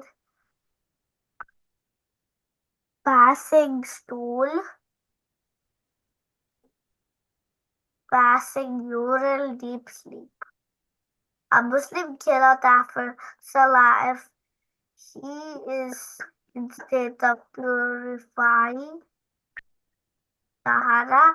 Allah will not accept our salah if we offer it in a state of impurity.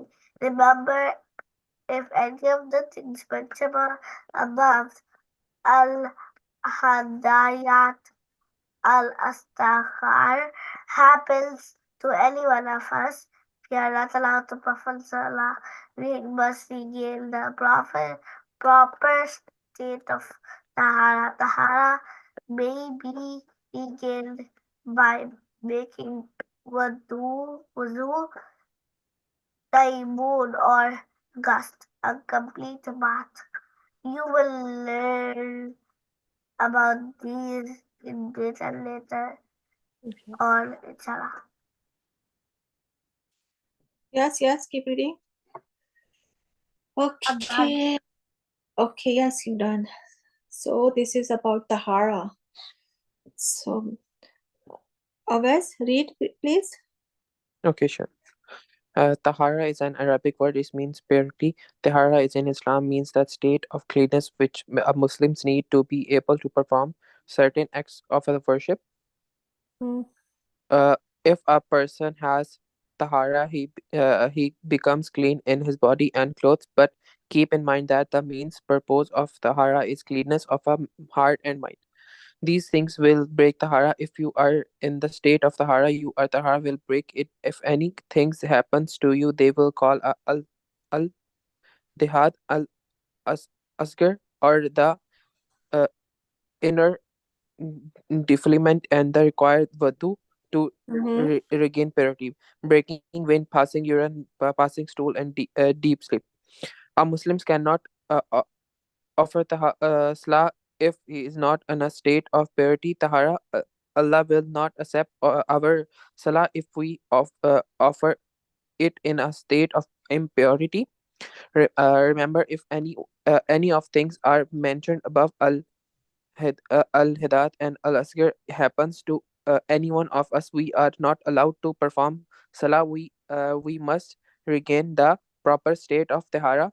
The tahara means regained by making wudu. Tahara, or the used a complete bath. We will learn about the more in details later on, inshallah. Okay, good. So this is about tahara, right? So tahara is an Arabic word. It means purity. Purity means pak, pak. No uncleanness. Tahara is Islam means the state of cleanliness which a Muslim needs to be able to perform certain acts of worship. All worship based on your tahara state. Tahara state means you are clean, you are pak, you are pure. Okay, if a person has tahara, he becomes clean in his body and clothes. But keep in mind that the main purpose of tahara is cleanliness of the heart and mind. If you are impure, if anybody are impure and anapak, so the angels of Rahma cannot come to him or her. Okay, so the blessed angel or angel of Rahmat needs cleanliness. They never come if the people or the place or the anything are impure. Okay, the thing which break tahara. Okay, if person has tahara, he becomes clean in his body and clothes. But keep in mind that the main purpose of tahara is cleanness of the heart and mind. And our heart and mind should be clean. Or how our heart and mind can be clean? What is the meaning of heart and mind clean? Right?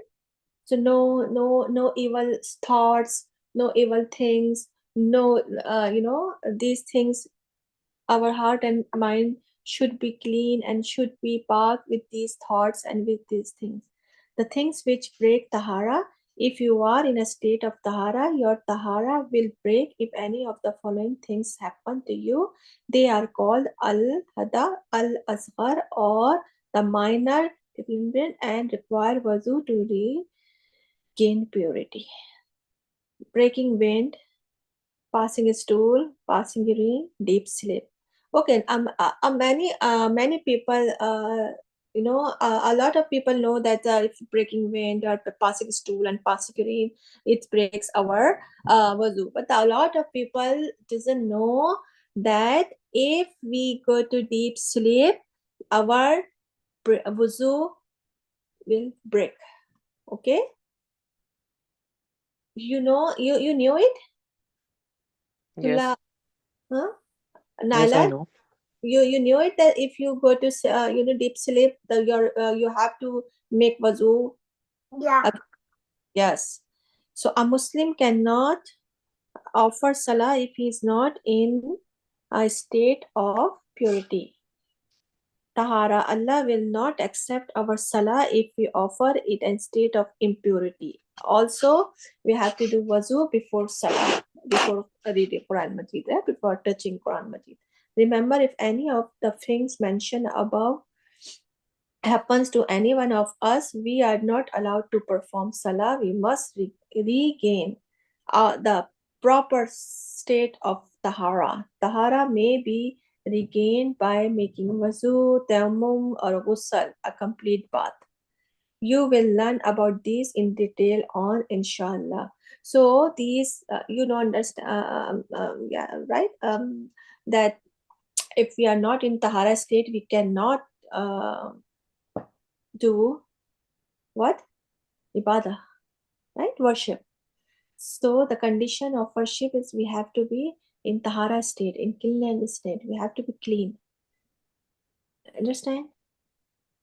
And you know how to do wuzu and how to ghusl and how many mandatory parts in wuzu, how many mandatory parts in ghusl. You should know all this for this is this ilm, this knowledge. It's obligated to all of us as a Muslim, right? So we should know all these things, which is haram, which is halal, which is allowed, which is not allowed in our Islam. How to do wuzu, this is the condition, this is the ilm, this is the knowledge. We have to learn, we have to know. Okay, you cannot say in front of Allah subhanahu wa ta'ala that I didn't know that, because that's why I didn't do this. No, that this will not acceptable. You have to learn how to do this, how to do haram, halal, all these things. Now the exercise lists some of the things that break tahara. Very easy. Just tell me. Are you there, guys? Abdullah, Awais, Naila. Okay then. Subhana Rabbika Rabbil Izzati Amma. You are not responding me. So class I'm ends. here. So why you don't tell reply me at once, Awais? Abdullah and Naila.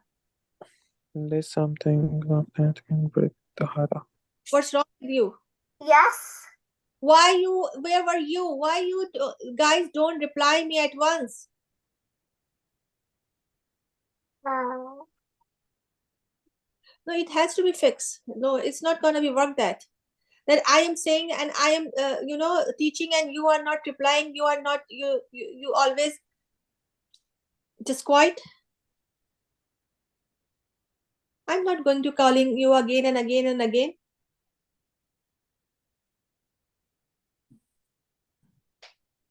List some of the things that break tahara.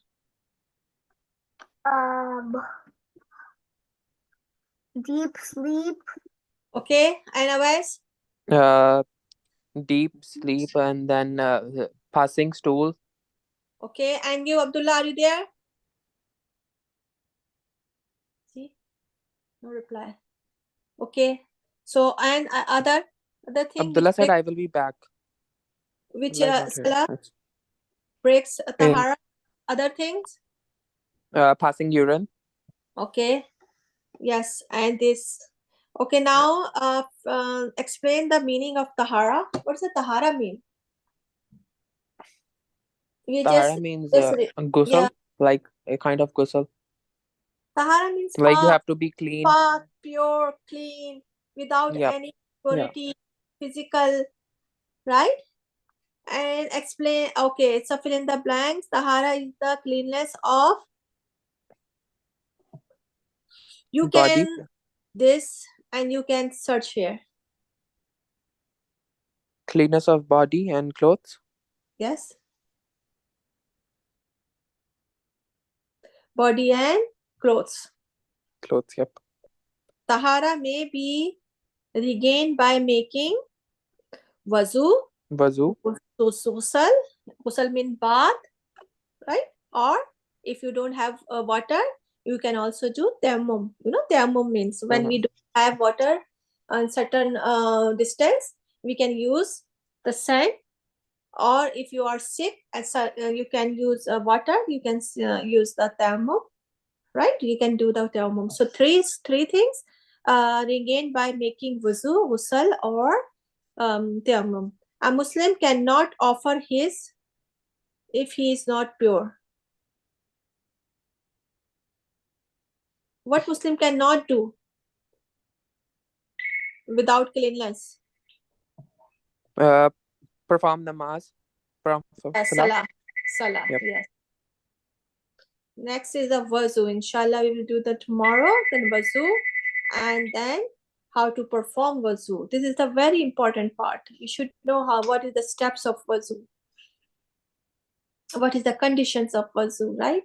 Then inshallah we will do the chapter Muhammad. So this is the wuzu chapter. So please, again, I'm requesting you just reply me in first call, at once, and also revise your lesson before class, so you will know your lesson and you will get your new lesson without giving me any hard time. Okay? Okay, then inshallah, then tomorrow will be class the same time. Please revise. And I didn't ask today your memorization. Inshallah, next time. Subhana rabbika rabbil izzati amma yasifun wa salamun ala mursalin walhamdulillahi rabbil alamin. Assalamu alaikum wa rahmatullahi wa barakatuh.